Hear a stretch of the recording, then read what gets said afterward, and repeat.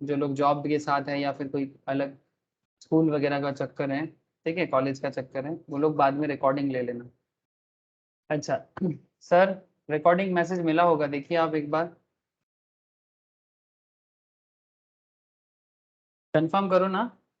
तनो नैनी, थोड़ा कंफर्म करना मुझे। हाँ यस सर, आ गया है। ओके सर, ठीक है सर, चलो ओके। तो बेसिकली इकोनॉमिक्स क्लास है सर। इकोनॉमिक्स में हम लोग करेंटली जो डिस्कशंस कर रहे हैं दैट इज, इससे पहले हम लोगों ने डिमांड एंड सप्लाई के बारे में डिस्कशंस किया। इकोनॉमिक्स क्या है सर? इकोनॉमिक्स क्या है? इकोनॉमिक्स एक सोशल साइंस है।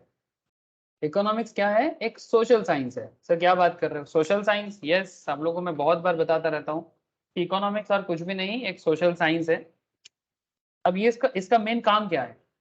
अगर आप लोग बेसिक्स ऑफ इकोनॉमिक्स का स्टार्टिंग वाला लेक्चर सुनोगे ना, जो लोग फर्स्ट टाइम कर रहे हो उनके लिए बता रहा हूँ, अगर आप फर्स्ट लेक्चर्स वगैरह सुनोगे ना तो आपको वहां पर पता चलेगा कि इकोनॉमिक्स बेसिकली सोसाइटी का प्रॉब्लम सॉल्व करता है। ये एक प्रॉब्लम सॉल्विंग पेपर है। बिकॉज ये जो कॉमर्स है ना, आप लोग कॉमर्स में प्रोफेशनल पढ़ाई कर रहे हो, कोई चार्टर्ड कर रहे हैं, कोई सीएमए कर रहा है, कोई सीएस कर रहा है, कोई एमबीए वगैरह कर सकता है, डजेंट मैटर, जो भी आपका एरिया ऑफ प्रोफेशन हो, इकोनॉमिक्स का नॉलेज सबको पता होना चाहिए। तो इकोनॉमिक्स का मेन पर्पस है प्रॉब्लम को सॉल्व करना, है ना। स्कार्सिटी को सॉल्व करना, मतलब there are lots of scarcity. Scarcity का मतलब क्या होता है? अभाव। अभाव समझते हो ना आप लोग? अभाव क्या होता है? मतलब हर चीज का अभाव। अभाव मतलब इट्स लाइक कम है, कमती, पैसा का कमती, रिसोर्स की कमती, हर चीज की कमती। समझ में आ रहा है ना? हर चीज का कमती। अब जब हर चीज का कमती है, ऐसे सिचुएशंस में इकोनॉमिक्स सामने आ जाता है। वो ये बताने का कोशिश करता है कि अगर हर चीज कमती है तो इस कमती में हम लोग अपना प्रॉब्लम को सॉल्व कैसे करेंगे। जैसे ज्यादातर लोगों को बिजनेस करने बोलो, अगर किसी को बिजनेस करने बोलते हो ना तो उसके दिमाग में पहले ही क्या आता है? किसी को भी आप नॉर्मली पूछो, भाई बिजनेस करना है, लेकिन बिजनेस करने के जैसे ही बात होता है ना, सबसे पहले बंदा बोलता है पैसा कहाँ है। ज्यादातर केस में अगर वो रिच फैमिली से बिलोंग नहीं करता है, रिच फैमिली से कितना लोग बिलोंग करता है in our country? In our country 140 करोड़ के अप्रोक्स पॉपुलेशन है। आउट ऑफ 140 करोड़ पॉपुलेशन हार्डली 10% लोग रिच है। मतलब आप कह सकते हो सर मैक्सिमम 20 करोड़ लोग, 20 करोड़ के आसपास का लोग ऐसा है जो रिच कैटेगरी में आता है, मैक्स टू मैक्स। इसके बाद हायर मिडिल क्लास, फिर मिडिल क्लास, जिसका संख्या सबसे ज्यादा है। इंडिया में ऑलमोस्ट 50% पॉपुलेशन ऐसा है जो मिडिल क्लास कैटेगरी में आता है, ठीक है। और इंडिया में 10 to 20% पॉपुलेशन ऐसा भी है सर जो बीपीएल कैटेगरी में आता है, मतलब below poverty line. Sir problem क्या है फिर? ये सब क्यों बता रहे हो सर? बात को समझो। मैं आपको स्टार्टिंग में एक चीज कहा, एक पर्टिकुलर पॉइंट में बात किया। मैंने आपको क्या कहा कि देश का इकोनॉमिक्स क्या है? सोशल साइंस है। इसका मेन काम होता है स्कार्सिटी इशू को सॉल्व करना। मतलब आपका कुछ कमती है तो कमती हालत से हम लोग प्रॉस्परस कैसे बनेंगे? प्रॉस्पेरिटी समझते हैं ना सर? मतलब फलो फूलो। फलो फूलो मतलब आपके पास वो हर चीज मिले जो आपके पास नहीं है, ठीक है। आपको प्रॉपर फूड मिले, आपको प्रॉपर रहने का जगह मिले, है ना। बेसिक नीड्स तो कंप्लीट हो ही जाए। बेसिक नीड्स क्या होता है? रोटी कपड़ा मकान, ठीक है, फूड शेल्टर क्लोथ, इसके साथ साथ जो भी जरूरी नीड का कॉन्सेप्ट है वो भी आपका फुलफिल हो जाए।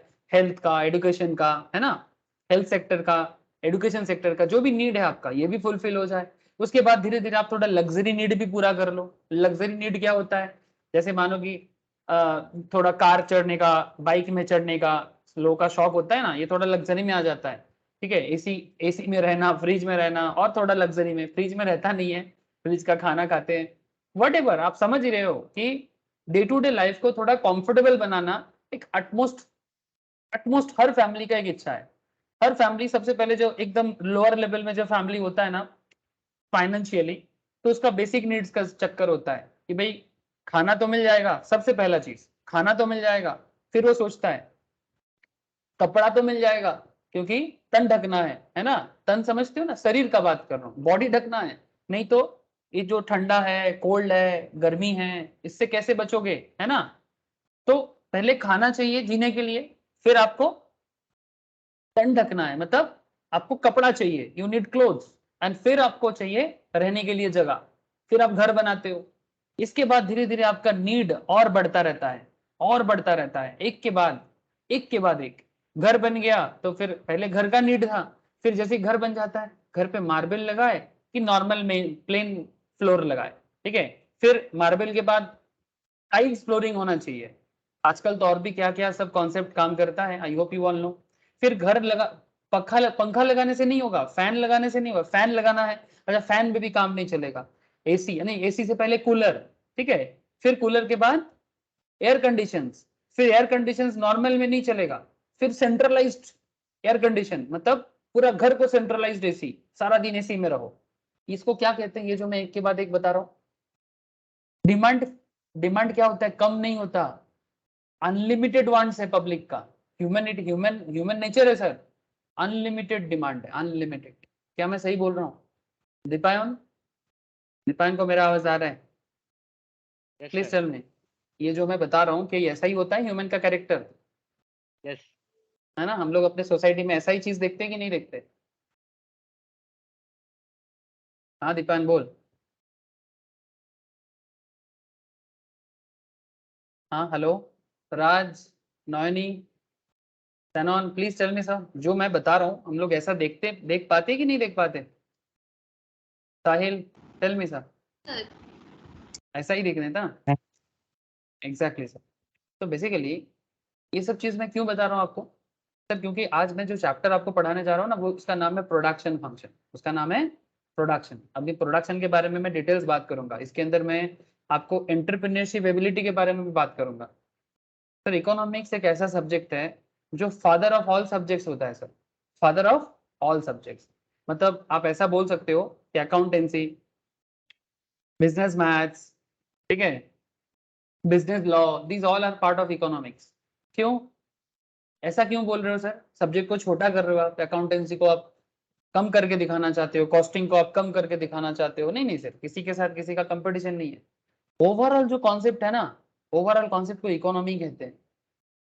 हम लोग जब भी नॉर्मल लाइफ में बात करते हैं, देश का हालत, फैमिली का हालत, आपके सोसाइटी का हालत, हम लोग इकोनॉमिक प्रॉब्लम का ही बात करते हैं। ऐसा नहीं बोलते कि अकाउंटिंग प्रॉब्लम चल रहा है, कभी ऐसा बोलते सुने हो कभी?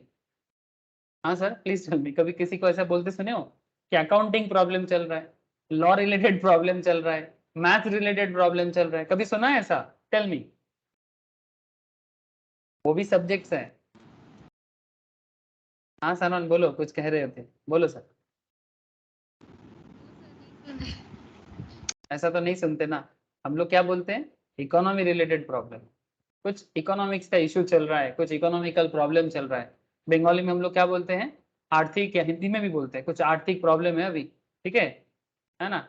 अब थोड़ा सा और कॉमन लैंग्वेज में बोले तो, अरे यार पैसा का चक्कर है, ठीक है। पैसा मतलब मनी, मनी किसका साथ कनेक्ट करता है, इकोनॉमी के साथ कनेक्ट करता है। अब इकोनॉमिक्स को संभालने के लिए, अगर आप लोग चाणक्य के बारे में सुने हो सर, आचार्य चाणक्य, इंडिया का टॉप लेवल किंग मेकर, मतलब आज तक भारत में ऐसा किंग मेकर नहीं बना है। चंद्रगुप्त मौर्य का सलाहकार थे, और सम्राट अशोका का भी मतलब बेसिकली एडवाइजर थे। चंद्र, मैं क्यों बता रहा हूँ चाणक्य के बारे में, क्योंकि इंडिया में जब भी इकोनॉमिक्स का बात होता है, चाणक्य का अर्थशास्त्र का बात जरूर होता है। चाणक्य और भी नाम से जाना जाता है सर, कौटिल्य, विष्णुगुप्ता, ठीक है। इन्होंने एक किताब लिखा था, उसका नाम था अर्थशास्त्र, ठीक है। तो इंडिया का अगर मैं बात करूं तो अर्थशास्त्र का मतलब क्या हो गया, इकोनॉमिक्स, है ना। तो इकोनॉमिक्स के अंदर चाणक्य ने, अगर आप अमेजन वगैरह में आज भी देखोगे ना, आपको आज भी दिख जाएगा, ठीक है। एक्चुअली ओरिजिनल वर्जन तो नहीं है, जहां जहां से थोड़ा बहुत डेटा मिला है ना, उसको इकट्ठा करके कंपाइल किया गया है सर, जहां जहां से थोड़ा डेटा मिला वहां से कंपाइल किया गया। मैं बस ओरिजिनल कैसे मिलेगा, क्योंकि नालंदा को जला दिया गया था, तक्षशिला को खत्म कर दिया गया था, ठीक है। वो अलग अलग इश्यूज है, मैं उस इशू में बात नहीं करूंगा। बट सर प्रॉब्लम यही है कि हमारा ओरिजिनल स्क्रिप्ट वगैरह का इंडिया का फॉरेन इन्वेडर्स ने जला के राख कर दिया, तो इंडिया का बहुत सारा चीज ना जल के राख हो गया। फिर भी जहां जहां जहां जो भी मिला है, कहीं पर पत्थर में मिला है, कहीं किसी फॉरेन ट्रेवलर्स के कॉपी में मिला है, ठीक है ना। फॉरेन ट्रेवलर्स नाम सुना होगा आप लोगों ने इतिहास में, है ना। तो फॉरेन ट्रेवलर्स, कभी ग्रीक ट्रेवलर्स, कभी चाइनीज ट्रेवलर्स, कभी अरबियन ट्रेवलर्स इंडिया में आया है, उनकी किताब में ये सब चीज मिला है। तो आप अगर चेक करोगे ना, आपको अर्थशास्त्र मिलेगा। अर्थशास्त्र, ये देखो बुक बाय, ऐसे आप इसको पढ़ सकते हो। ठीक है, आजकल ओरिजिनल वर्जन तो मिलना थोड़ा मुश्किल है, बट जो भी मिले, इसका ओरिजिनल वर्जन बहुत पुराना है, बिकॉज मैं जो बात कर रहा हूँ ना आपसे, ये बेसिकली, ठीक है, the root of happiness is dharma. ठीक है, ये बहुत सारा चीज, artha, artha is the right governance. अर्थ क्या है, कौटिल्य क्या कहते हैं सर, देखो सर, ठीक है, the root of happiness is dharma, ethics and righteousness, the root of dharma is artha. ठीक है, इकोनॉमी एंड पॉलिटी, अगर जिस देश का इकोनॉमी और पॉलिटी अच्छा रहेगा, पॉलिटी मतलब पॉलिटिक्स, ठीक है, वो अर्थ, अर्थ उसको डिनोट करता है। इकोनॉमी अच्छा होना चाहिए, पॉलिटिक्स अच्छा होना चाहिए। The root of earth is right governance, the root of earth is right governance, मतलब सरकार करप्टेड लेस होना चाहिए, गवर्नमेंट करप्टेड लेस होना चाहिए। The root of right governance is victorious inner restraint. The root of victorious inner restraint is humility. The root of humility is serving the aged. Kautilya, Chanakya सूत्र में लिखा हुआ है। ठीक है, मतलब ये कोई नॉर्मल किताब नहीं है, ये आपको किसी भी इकोनॉमी का जड़ को बताता है। ठीक है, कि एक देश, एक राष्ट्र, एक कंट्री इकोनॉमिकली कैसे डेवलप होगा, ठीक है, वो इकोनॉमिक्स आपको बताता है। ठीक है, ये बहुत पुराना बात है सर, हमारे पुराने इंडिया के वेद वगैरह वगैरह में भी आपको पता चलेगा, बट ठीक है, हम लोग उतना उस लेवल पे नहीं बात करेंगे। ठीक है, हम लोग आपको जो बताएंगे वो बेसिकली, लेकिन आपको मैं रिकमेंड करूंगा सर, ठीक है, ये कोई धार्मिक किताब है नहीं। ठीक है, आप चाहो तो ऐसे आजकल फ्लिपकार्ट वगैरह में भी कंपाइल्ड कुछ वर्जन मिलता है, आप चाहो तो पढ़ सकते हो। ठीक है, बिकॉज इकोनॉमिक्स कोई छोटा मोटा मैटर नहीं है, ये रियल प्रॉब्लम सॉल्विंग है। एंटरप्रेन्योर अगर किसी को बनना है ना, एंटरप्रेन्योरशिप का कोर्स नहीं होता सर, एंटरप्रेन्योरशिप सीखना पड़ता है। मैं आज एंटरप्रेन्योरशिप में बात करूंगा आपके साथ। ठीक है, एंटरप्रेन्योरशिप अगर करना है तो आपको इकोनॉमिक्स समझना होगा। ठीक है, तो ये इकोनॉमिक्स के अंदर एंटरप्रेन्योरशिप एक सब्जेक्ट भी है। ठीक है, जैसे जो लोग सीएस एंट्रेंस का तैयारी कर रहे हो, जो लोग सीएमए का भी तैयारी कर रहे हो, जो लोग सीए का भी तैयारी कर रहे हो, एंटरप्रेन्योरशिप एक अलग ही कॉन्सेप्ट है सर। ठीक है, तो ये प्रोडक्शन फंक्शन में बताऊंगा, ऐसे मेरा मेन चर्चा जो है आज का, that is theory of production. But theory of production में एंटरप्रेन्योरशिप एक इंपॉर्टेंट पार्ट है, क्योंकि प्रोडक्शन कौन करता है, एंटरप्रेन्योर करता है। एंटरप्रेन्योर कौन होता है, जो समथिंग न्यू इन्वेंट करता है, जो कुछ नया चीज बनाता है हमारे सोसाइटी में। ठीक है, कुछ भी नया चीज, ठीक है, एनीथिंग न्यू, एनीथिंग न्यू जो भी बिल्डअप करने का कॉन्सेप्ट है ना, वो एंटरप्रेन्योर के हाथ में है। एंटरप्रेन्योर कौन होते हैं, जिसको हम लोग आमतौर पे बिजनेसमैन भी कहते हैं। चाहे आप टाटा, बिरला, अंबानी का भी नाम ले सकते हो। ठीक है, या फिर आपके घर के अगल बगल में कोई भी बिजनेसमैन को आप दिमाग में रख सकते हो, जो कुछ बना रहे हैं। चाहे वो, जैसे आप लोग अगर मॉडर्न एंटरप्रेन्योर का नाम ले तो मार्क जुकरबर्ग, जिसने फेसबुक को बनाया। अमेजन, स्टीव, अमेजन किसने बनाया, अमेजन का ओनर का नाम, एनीवन, जनरल नॉलेज है, बताओ अमेजन किसने बनाया, please tell me. Jeff Bezos, कुछ दिन पहले तक वर्ल्ड का रिचेस्ट पर्सन हुआ करता था। फ्लिपकार्ट किसने बनाया, सचिन बंसल, बिनी बंसल। एप्पल किसने बनाया, स्टीव जॉब्स। मैं ये सब मॉडर्न बात कर रहा हूँ। पेटीएम किसने बनाया, विजय शेखर शर्मा। जोमेटो किसने बनाया, समथिंग गोयल। ओयो रूम किसने बनाया, होटल चेन है ना, ओयो, OYO, इसने, रितेश अग्रवाल। ठीक है, सब मॉडर्न डे एंटरप्रेन्योर का नाम ले रहा हूँ आपके सामने, आई होप आप लोगों ने नाम सुना होगा। ये सब इंडिया एंड वर्ल्ड का मॉडर्न डे एंटरप्रेन्योर है सर, मतलब इनके इनोवेटिव आइडिया से बिजनेस आगे बढ़ रहा है। लेकिन ऐसा नहीं है कि एंटरप्रेन्योरशिप स्किल्स बहुत जरूरी है। तो इकोनॉमिक्स थ्योरी ऑफ प्रोडक्शन में यही बात करता है। तो इकोनॉमिक्स का सबसे बेसिक बात क्या है, जो लोग फर्स्ट टाइम कर रहे हो, इससे पहले हम लोगों ने ना डिमांड एंड सप्लाई किया है, इससे पहले हम लोग डिमांड एंड सप्लाई किया है। तो जिन लोगों का डिमांड सप्लाई का क्लास मिस है, मैं बस इतना बोलूंगा, आप लोग डिमांड सप्लाई का क्लास मैं आप लोगों को शेयर करूंगा, आप लोग एक बार कर लीजिएगा और मेरे सामने आके आपका जो भी डाउट है करेंटली क्लियर कीजिए। फिर बाद में मैं फिर से डिमांड सप्लाई रिवाइज करूंगा, तो और एक बार लाइव कर लीजिएगा। ठीक है, लेकिन प्रॉब्लम नहीं होगा। लेकिन यहाँ पर एक इंटरेस्टिंग फैक्ट है सर, फैक्ट को समझिए। फैक्ट ये है कि सोसाइटी को नीड तो बहुत कुछ है, सोसाइटी को क्या नहीं चाहिए, जो मैं आपको स्टार्टिंग में बता रहा था। सोसाइटी का नीड बहुत बड़ा है, आज ये चाहिए, कल वो चाहिए, खत्म नहीं है, अनलिमिटेड नीड है। अब अनलिमिटेड नीड को पूरा कौन कर पाएगा, अनलिमिटेड नीड को पूरा करना है तो प्रोडक्शन चाहिए, प्रोडक्शन। आप समझ रहे हो ना, इकोनॉमिक्स का ये माइक्रो इकोनॉमिक्स है। माइक्रो इकोनॉमिक्स में इंपॉर्टेंट 4-5 कॉन्सेप्ट होता है, इंपॉर्टेंट 4-5 कॉन्सेप्ट होता है। सबसे पहले तो एक बेसिक्स है, बेसिक्स ऑफ इकोनॉमिक्स का एरिया है, उसको मैं बाद में बताऊंगा जिन लोगों का मिस है। लेकिन सबसे इंपॉर्टेंट जो 4-5 इंपॉर्टेंट एरिया है, that is demand, and supply. Demand supply में मैंने रिसेंटली थोड़ा डिटेल्स में बातचीत किया, काफ़ी डिटेल्स में हुआ है। जिन लोगों का मिस है मैं उनको बस इतना रिकमेंड करूंगा कि सर डिमांड सप्लाई का क्लास एक बार आप लोगों को मैं शेयर करूंगा, आप लोग एक बार कर लो, फिर मैं बाद में जब फिर से लाइव कराऊंगा तो फिर एक बार लाइव कर ले। लेकिन सर बात यहाँ पर यह है कि डिमांड एंड सप्लाई क्या है और उसके साथ प्रोडक्शन का क्या रिलेशन है। डिमांड सप्लाई क्या है और उसके साथ प्रोडक्शन का क्या रिलेशन है, बात को समझे, ट्राई टू अंडरस्टैंड। सर आपको मोबाइल फोन चाहिए, जस्ट टेल मी, आपको मोबाइल फोन चाहिए। आप लोग मोबाइल फोन का बहुत शौकीन होना सर, ज्यादातर सब कोई। मेरे को बचपन में ज्यादा शौक किस चीज का होता था जानते हो, आप लोगों के एज में एटलीस्ट, मतलब अप टू मेरा 20 तक, अप टू 20 एज तक मेरा एक बहुत बड़ा शौक था, क्रिकेट का शौक बहुत था। मैं रास्ते में निकलता था ना, अगर मुझे बैट दिख जाता था ना, बैट खेलने के लिए, ठीक है, तो मैं कुछ भी हो जाए वो बैट की तरफ मेरा इतना अट्रैक्शन होता था, मेरा इतना डिमांड होता था, मैं सोचता था कि कब ये बैट मैं घर लेके जाऊंगा। पैसा नहीं होता था पॉकेट में मेरे पास, तो कभी नहीं होगा, 20 साल के एज में मेरे पास उतना कुछ नहीं होता था। घर पे जाके माँ को बोलता था कुछ पैसा दो ना, लेकिन अच्छा बैट का थोड़ा दाम ज्यादा हो जाता था, कभी 500 कभी 700, है ना। तो प्रॉब्लम क्या है, हमारे पास तो नहीं होता था, फिर माँ को कभी बोलते थे कि 100 करके देना, मैं एक बैट देखा ले लूंगा। एक बार कश्मीर घूमने गए थे सर, तो कश्मीर में बैट बनता है सर, कश्मीरी विलो होता है, एक विलो बोल के पेड़ होता है सर, तो कश्मीरी विलो पेड़ में काफी अच्छा बैट बनता है, लेकिन सबसे अच्छा क्वालिटी इंग्लिश विलो का होता है, पर इंग्लिश विलो का दाम बहुत ज्यादा होता है। आई डोंट नो आप लोगों को पता है कि नहीं, ऐसे ही मैं थोड़ा बता रहा हूँ, कहानी सुन लो। तो what is the concept here, कि मेरा डिमांड बैट का था, बट बाद में मेरा डिमांड भी चेंज हुआ समय के साथ साथ, क्योंकि जब खेलना छोड़ दिया तब बैट छोड़ो दूसरा चीज का नीड हो गया, किताब का नीड हो गया, मोबाइल फोन, लैपटॉप। तो मैं जस्ट एक एग्जाम्पल के तौर पे बता रहा हूँ, अगर आपको मोबाइल फोन चाहिए तो मोबाइल फोन का डिमांड आप करनी है ना। अब मोबाइल फोन खरीदने के लिए आपके पास पैसा है या फिर आपके फैमिली के पास पैसा है, से फॉर एग्जाम्पल आपको एक 10,000 से लेके 20,000 के अंदर एक फोन चाहिए, तो आप इसको डिमांड कर सकते हो। और इसको डिमांड क्यों बोलेंगे, जिसका परचेस करने का पावर आपके पास हो। सर अब मोबाइल फोन की जगह मानो कि आपको BMW कार का नीड हो गया, BMW कार और मोबाइल फोन, एक simple mobile phone like Realme, Xiaomi, इस तरह का। तो रियलमी मोबाइल फोन डिमांड में इसलिए बता रहा हूँ क्योंकि 10 से 20 हजार का फोन ना ले सकता है, पर्सन ले सकता है। BMW कार ये भी लिया जा सकता है, बट अगर आपके पास इसको परचेस करने का ताकत नहीं है ना, मतलब बेसिकली अगर पॉकेट में दम नहीं है, पॉकेट पावर, अगर आपके पॉकेट में पावर नहीं है ना, तो इसको डिमांड नहीं कहेंगे। Try to understand, this is not a demand. If you don't have pocket power, then this demand is not demand, this is called Dzire,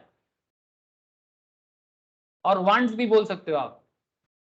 लेकिन जिसको परचेस करने का आपके पास पावर हो, ताकत हो, वो हो जाता है डिमांड। बात को समझे, क्या आप लोगों को बात समझ में आ रहा है, डिजायर और डिमांड में फर्क समझ में आ रहा है ना सर, सिंपल सा बात है। मैं प्रोडक्शन में ही आना चाहता, बट आपको एक बार डिमांड सप्लाई के बारे में भी वही बात मैं करना चाह रहा हूँ, कि जब तक डिमांड नहीं होगा तब तक सप्लाई भी तो नहीं होगा। दो चीज होता है, या तो मार्केट में सप्लाई आता है फिर आप डिमांड करते हो, या फिर मार्केट में डिमांड होता है तो उसका सप्लाई होता है। यस और नो।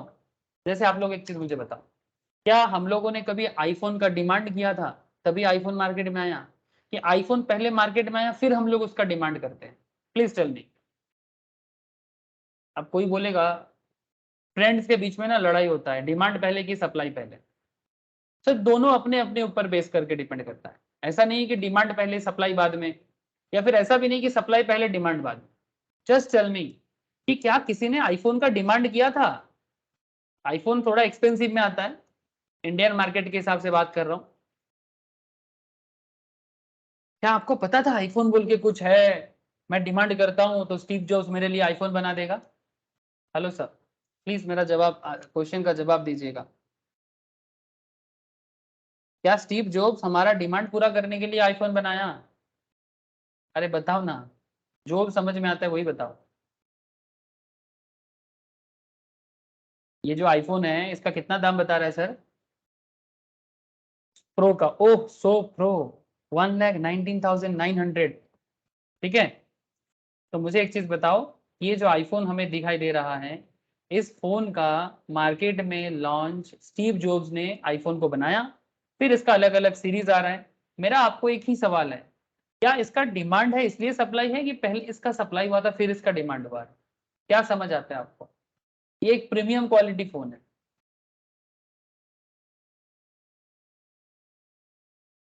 अरे बताओ ना, जो समझ आता है बताओ। कनेक्टेड हो आप लोग? हेलो सर, आप लोग कनेक्टेड हो? Rajunna, Sanon, Nayani, Shraddha, Dipayan, please tell me. Subrato, बताओ सर। हाँ, बताओ तो सही कि ये फोन का डिमांड पहले हुआ था कि सप्लाई पहले हो गया? क्या लगता है?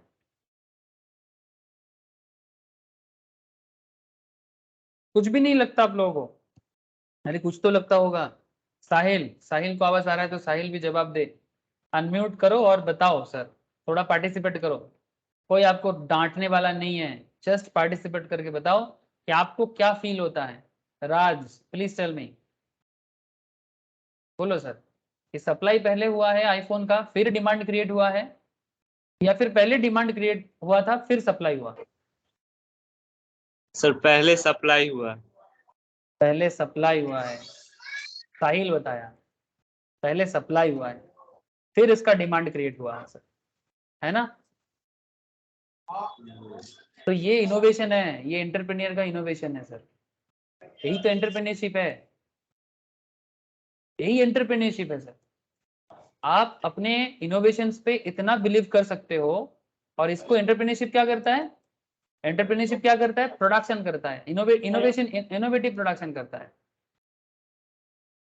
इनोवेटिव प्रोडक्शन करता है कि मैं जो लाऊंगा मार्केट वो लेगा, मैं जो बोलूंगा मार्केट वो लेगा। ये कॉन्सेप्ट में एंटरप्रेन्योर काम करता है। इकोनॉमिक्स इस तरह से एंटरप्रेन्योर को हेल्प करता है सर, कि अगर आपके अंदर इनोवेशन है ना, तो आपका प्रोडक्ट आपका सर्विस लेने के लिए डिमांड क्रिएट हो जाएगा। लेकिन सर कुछ और भी चीजें, ये तो एक तरफा बात हो जाएगा ना। अब मुझे एक चीज बताओ, जैसे मानो राइस प्रोड्यूसर, जैसे आपको, हम लोग चावल तो खाते हैं सर, है ना? घर घर में चावल तो होता है, स्पेशली सारा भारत चावल के लिए पागल होते हैं। एक चीज मुझे बताओ, जैसे ये देखो, ये टॉप 10 राइस प्रोड्यूसिंग स्टेट्स है इंडिया का। मैं जस्ट आपको इतना बताना चाहता हूँ कि ये जो चावल आप देख पा रहे हो सर, ये जो चावल आप देख पा रहे हो, मुझे बस इतना बताओ कि चावल का डिमांड हुआ था फिर चावल का सप्लाई हुआ, कि पहले सप्लाई हो गया फिर डिमांड हो गया? ऐसे तो भगवान ने पहले दिया था फिर हमने उसका डिमांड किया, लेकिन आज की डेट में जो फार्मर्स इसको प्रोड्यूस करता है, वो इसलिए प्रोड्यूस करता है ना क्योंकि मार्केट में इसका डिमांड कभी कम नहीं होगा, है ना?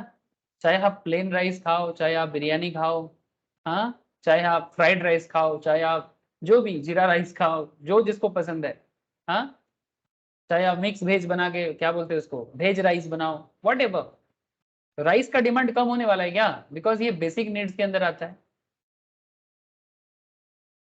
है ना? फूड है, चाहे राइस हो, व्हीट हो, वट एवर, तो इसका डिमांड तो कम नहीं होगा। तो इसका डिमांड मार्केट में होता है, इसके बेसिस पे फार्मर्स ऑलवेज इसका प्रोडक्शन करता रहता है ना? तो दोनों वे से आप सोच सकते हो कि मैं किस चीज का बिजनेस करूं, कि जिसका डिमांड हाई है, प्रोडक्शन भी हाई है, या फिर जिसका डिमांड कुछ है नहीं, मैं न्यू डिमांड क्रिएट करूंगा। मैं न्यू डिमांड क्रिएट करूंगा, जैसे कि आईफोन ने सोचा, इसका मार्केट में कोई सप्लाई नहीं था, बट उसने सोचा कि मैं सप्लाई करके डिमांड क्रिएट करके फिर बिजनेस करूंगा। और राइस फार्मर्स ने क्या सोचा? राइस फार्मर्स ने ये सोचा कि भाई ये तो जिंदगी में कभी भी इसका डिमांड खत्म नहीं होगा, और बनाओ, और बनाओ, और बनाओ, बनाते जाओ, लोग खाना खाना बंद नहीं करेगा कुछ भी हो जाए। सिंपल बात है। तो दोनों चीज ट्रिगर करता है, ये दोनों मैटर ट्रिगर करता है, मार्केट डिमांड एंड सप्लाई दोनों एंगल से प्रोडक्शन को क्या करता है? प्रोडक्शन को प्रमोट करता है कि भाई मार्केट में डिमांड है, मार्केट में डिमांड है, प्रोडक्शन करो, या फिर सप्लाई करके प्रोडक्शन क्रिएट करो। मतलब प्रोडक्शन करके सप्लाई बनाओ, पहले प्रोडक्शन होगा ना, आप प्रोडक्शन करोगे, जैसे आईफोन को प्रोड्यूस किया गया, फिर आईफोन को, अरे आज थोड़ा सा ना कुछ मेरे लैपटॉप में प्रॉब्लम है, इसलिए थोड़ा दिक्कत हो रहा है। ठीक है, कोई बात नहीं। अरे भगवान, क्या कर रहे हैं, ये डाउनलोड नहीं हो रहा है, कुछ चक्कर है।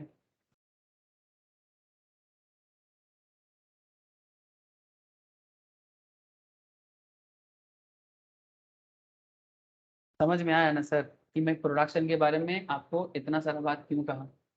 ठीक है, अब मैं आपको यही बताने वाला हूँ कि आप थोड़ा देखो कि ये प्रोडक्शन और कॉस्ट, बेसिकली ये प्रोडक्शन एंड कॉस्ट का एरिया है जो आपको एंटरप्रेन्योरशिप एबिलिटी को भी डेवलप करेगा। जैसे सीएस एंट्रेंस में एंटरप्रेन्योरशिप एक अलग ही कॉन्सेप्ट है, और यहाँ पर भी मैं आपको बताऊंगा। ठीक है, इकोनॉमिक्स के अंदर बताऊंगा। ठीक है, जो लोग सीए का पढ़ाई कर रहे हैं उनको तो करना ही है, सीएमए वालों को भी करना है। सीएस एंट्रेंस में अलग से एक एंटरप्रेन्योरशिप का कॉन्सेप्ट है। देखो यहाँ पर मैं ये देखो एंटरप्रेन्योर देख रहे हैं ना, तो यहाँ पर मैं एंटरप्रेन्योर क्या होता है और एंटरप्रेन्योरशिप का क्या प्रॉब्लम है वो भी मैं बताऊंगा आपके साथ। ठीक है, कहाँ चला गया एंटरप्रेन्योरशिप का प्रॉब्लम?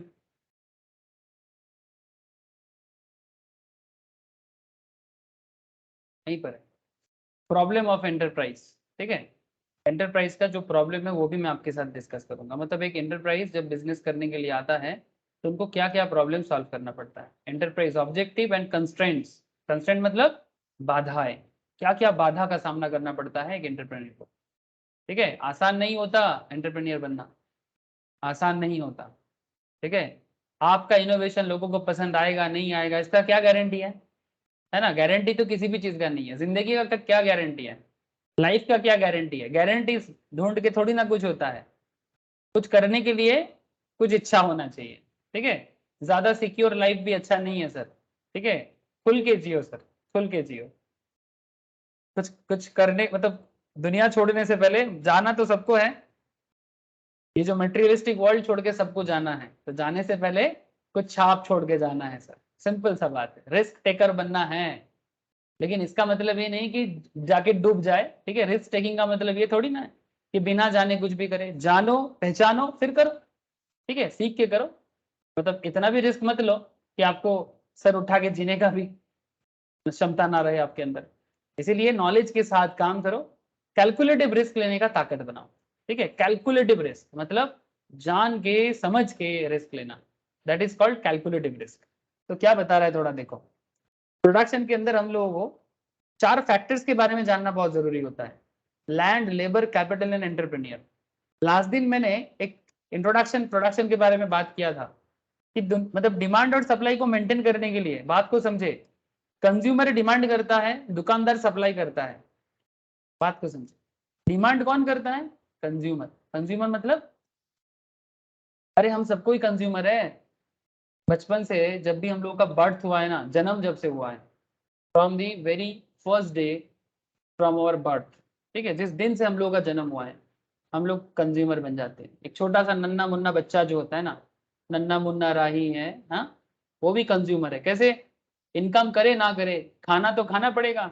आप लोग भी बचपन में खाए हो, है ना, लैक्टोजेन, सेरेलेक, है ना, कितना सारा सब होता है, कॉर्नफ्लेक्स। सो बच्चा भी कंज्यूमर बन जाता है, चाहे वो अर्निंग करे ना करे। कस्टमर जो बेसिकली परचेसर बनता है वही कस्टमर बन जाता है। कस्टमर और कंज्यूमर में ये फर्क है।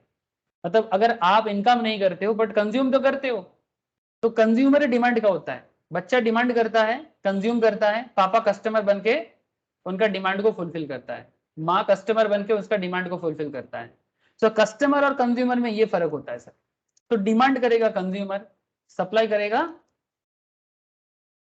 सप्लायर या फिर शॉप ओनर्स, है ना। जो शॉप का ओनर होता है जिसको हम लोग सप्लाई करने के लिए बोलते हैं, सप्लायर हो जाता है।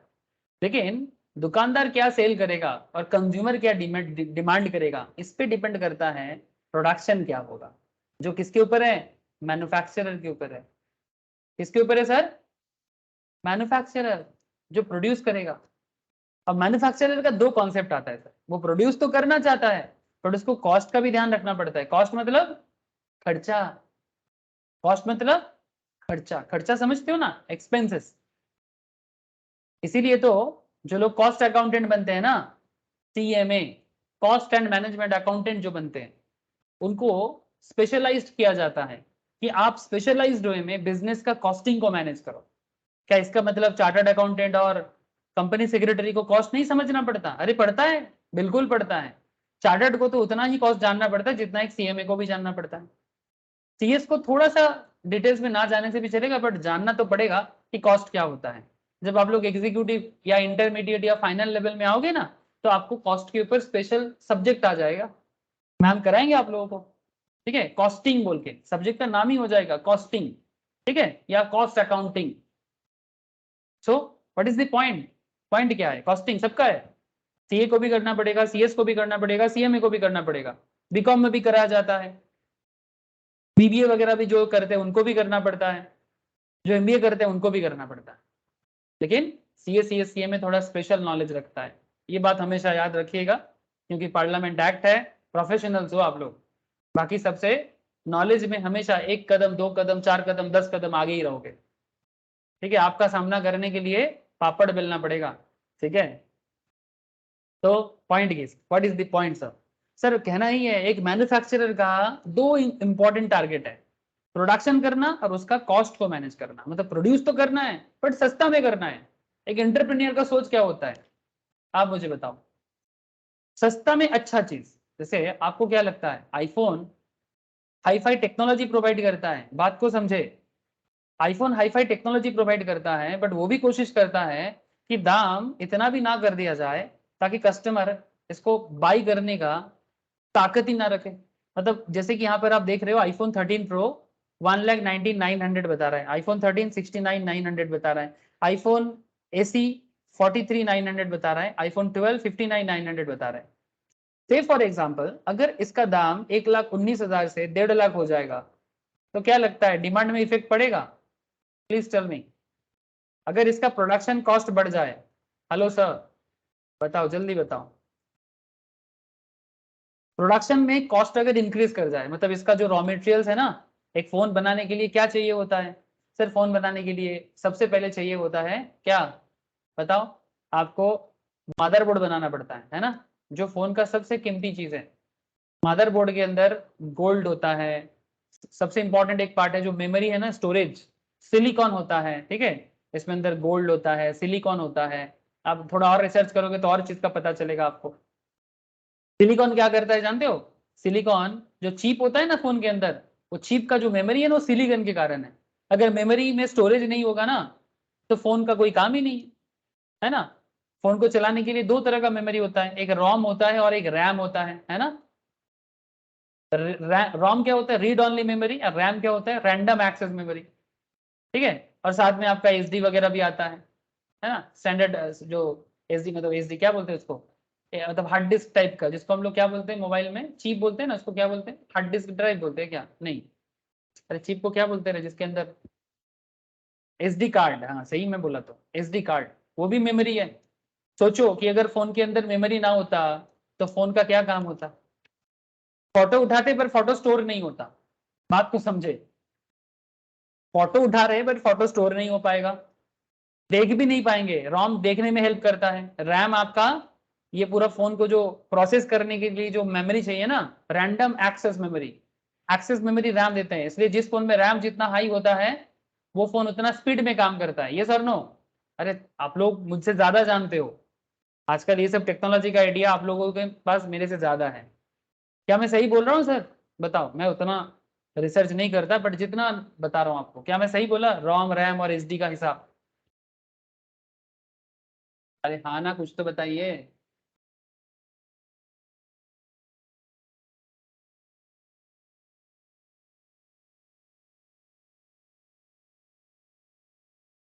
आप लोगों का आवाज नहीं आ रहा है, कनेक्टेड हैं आप लोग? मैं आपको कॉस्टिंग के बारे में बता रहा हूँ सर। एक मोबाइल फोन बनाना है, एक लैपटॉप बिल्डअप करना है, ठीक है। एक सिंपल एग्जांपल ले रहा हूँ, कोई भी चीज बना लो सर, लैपटॉप मोबाइल को छोड़ के एक एसी बना लो, फ्रिज बना लो, ठीक है, पंखा बना लो, मतलब फैन बना लो, वट जो बनना है, राइस बना लो, मतलब राइस प्रोडक्शन कर लो। Costing is everywhere, because production करना है, कॉस्टिंग भी देखना है। तो एक बिजनेसमैन का, एक एंटरप्रेन्योर का अल्टीमेट टारगेट क्या है? अल्टीमेट टारगेट ये है कि क्वालिटी प्रोडक्ट भी दे, सस्ता पड़े, बनाने में जितना जितना सस्ता पड़ेगा। देखो इसका दाम बाकी फोन से ज्यादा है, आई अंडरस्टैंड, बट आईफोन भी कोशिश करेगा कि मैं क्वालिटी हाई प्रोवाइड करूंगा, प्राइस को रिजनेबल रखूंगा। अगर ये जरूरत से ज्यादा हाई हो जाए ना, अगर 1,19,000 की जगह इसका दाम 2,19,000 पड़ जाए ना, तो मार्केट डिमांड प्रॉब्लम में आ जाएगा सर। इसका सेल में इफेक्ट आ जाएगा, सेल में इफेक्ट आ जाएगा। So economics is all about, economics is all about, production is all about, costing is all about. Production cost जो संभाल लेगा, आप समझ लो बाजी वो मार लेगा, बाजी वो मार लेगा सर, ये बात समझे सर। प्रोडक्शन कॉस्ट को जो अंडरस्टैंड कर पाएगा, जो मेंटेन कर पाएगा, बिजनेस लेवल में बाजी मात वही करेगा। यही इकोनॉमिक्स का सबसे बड़ा कॉन्सेप्ट है सर। मार्केट में डिमांड है, मार्केट में सप्लाई भी है, बट लॉन्ग रन में अगर टिकना है ना, if you want to survive in the long run, तो आपको प्रोडक्शन एंड कॉस्ट लेवल में अच्छा नॉलेज रखना होगा, और इकोनॉमिक्स आपको वही समझाना चाहता है सर। तो मैं अभी आपको प्रोडक्शन ऑप्टिमाइजेशन के बारे में भी बताऊंगा, प्रोडक्शन फंक्शंस के बारे में बताऊंगा, जिसमें शॉर्ट रन लॉन्ग रन देख रहे हो ना, शॉर्ट टाइम पे क्या कर पाओगे, लॉन्ग टाइम पे क्या कर पाओगे, बात को समझे, try to understand. Long time में क्या कर पाओगे, शॉर्ट टाइम में क्या कर पाओगे। शॉर्ट रन का कॉन्सेप्ट जो है सर, उसको लॉ ऑफ वेरिएबल प्रोपोर्शंस कहते हैं। अभी समझ में नहीं आएगा, जब डिस्कस करूंगा समझ में आ जाएगा, law of variable proportions. And long run को रिटर्न टू स्केल कहते हैं, ठीक है, लॉन्ग रन को रिटर्न टू स्केल कहते हैं। ये भी अभी समझ में नहीं आएगा, जब डिस्कशन बनाऊंगा और थोड़ा आगे मूव ऑन करूंगा समझ में आएगा। अगर आप रिटर्न टू स्केल समझोगे तो इकोनॉमीज एंड डिसइकोनॉमीज समझ में आएगा आपको। तो क्या है इकोनॉमीज, क्या है डिसइकोनॉमीज प्रोडक्शन लेवल में, ये भी अंडरस्टैंड करना है, तभी एक एंटरप्रेन्योर सक्सेसफुल बनता है। फिर जब हम लोग कॉस्ट में जाएंगे, कॉस्ट नेक्स्ट चैप्टर है सर, प्रोडक्शन के बाद कॉस्ट आएगा। कॉस्ट में भी दो कॉन्सेप्ट आएगा, short run long run, same हर एक बिजनेस का दो कॉन्सेप्ट होता है। शॉर्ट रन मतलब, अरे सर बिजनेस स्टार्ट करके जस्ट मानो 1 ईयर मैक्सिमम, अगर छोटा बिजनेस है तो 1 साल, स्मॉल बिजनेस के लिए 1 year is short run, max to max 1 year. अगर मानो कि कोई ठेला है, ठेला समझते हो, ठेला लाइक जैसे मानो कि आपके घर के बगल में कोई सब्जी का ठेला लगा रहा है, ठीक है, कोई एक छोटा सा फुचका का स्टॉल दे रहा है, ठीक है, स्टॉल टाइप के लिए तो 1 ईयर भी लंबा टाइम है, 6 मंथ्स इज शॉर्ट रन, ठीक है, उसके ऊपर लॉन्ग रन कम से कम 6 महीना इनफ होता है। लेकिन अगर मानो कि लार्ज इंडस्ट्री है, लार्ज इंडस्ट्री, बड़ा सा प्लांट है, ठीक है, जैसे सीमेंट फैक्ट्री, जैसे मानो कि कोई एटॉमिक पावर फैक्ट्री, जैसे मानो कि कोई iron steel factory, industry, large industry, इनके लिए 5 साल को भी शॉर्ट रन माना जाता है, 5 इयर्स को भी शॉर्ट रन माना जा सकता है। तो short run long run concept depending on the business size, ये मैं धीरे धीरे आपके साथ जब डिस्कशंस बढ़ाऊंगा ना आपको समझ में आएगा। Short run long run depend करता है बिजनेस साइज पे, बिजनेस कितना बड़ा है, स्टॉल है, एक सिंपल सा छोटा सा दुकान है, या फिर स्मॉल माइक्रो इंडस्ट्री है, या लार्ज इंडस्ट्री है, इस पर डिपेंड करता है। फिर कॉस्टिंग भी डिपेंड करता है उसके ऊपर, शॉर्ट रन लॉन्ग रन के ऊपर, फिक्स्ड है कि वेरिएबल है, ठीक है। Cost concept is a big concept, क्योंकि इसीलिए तो सीएमए पढ़ाई इसीलिए लोग करते हैं, स्पेशलाइज्ड है, they are specialised to manage cost. इसीलिए मैं आपको एक चीज बोला स्टार्टिंग में, economics is father of all subjects, father of all subjects is economics, ठीक है। तो यहाँ पर कॉस्ट कॉन्सेप्ट में भी आपको fixed cost, variable cost, semi variable cost, interesting area है। अगर आप ये सब समझ जाओगे ना तो बिजनेस हुआ आसान, बिजनेस क्या हो जाएगा, आसान हो जाएगा। आसान मतलब इजी, बिजनेस इजी हो जाएगा, ठीक है। चलो अच्छा, प्लीज टेल मी सर, क्या आप लोगों को समझ में आ रहा है, प्रोडक्शन का आइडिया समझ में आ रहा है, कॉस्ट का आइडिया समझ में आ रहा है, please tell me, please tell me, बताओ sir. Dipayan, Subrato, Rajanna, Sanon, Nayani, tell me. Sahil, समझ में आ रहा है, बोझा जात से अंडरस्टैंड हो रहा है सर। Yes, sir. राज, बुझते पारছিস?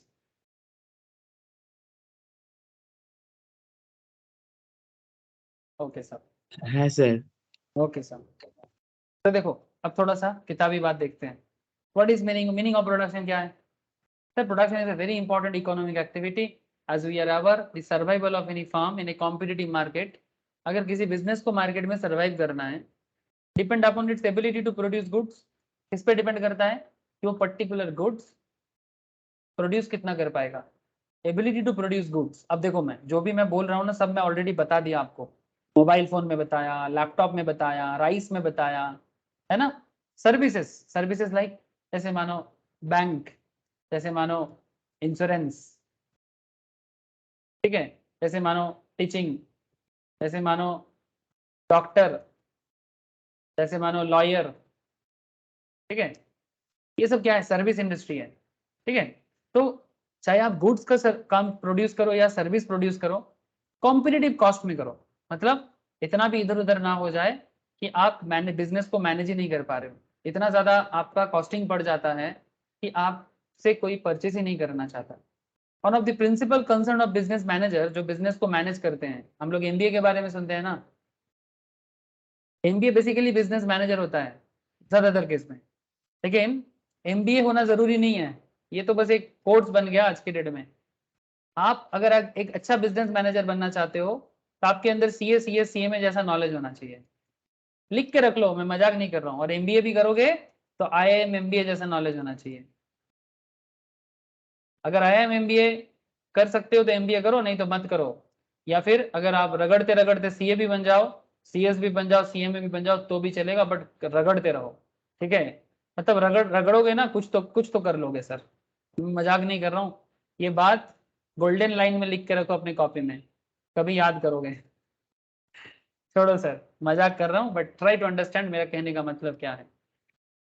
तो मार्केट का जो कॉम्पिटिटिवनेस है, मार्केट में बिजनेस का टिकने का जो एबिलिटी है, ठीक है, वो कितना कॉम्पिटिटिव कॉस्ट में आप कितना अच्छा गुड्स और कितना अच्छा सर्विस प्रोड्यूस कर रहे हो, यही इकोनॉमिक्स में प्रोडक्शन आपको सिखाना चाहता है।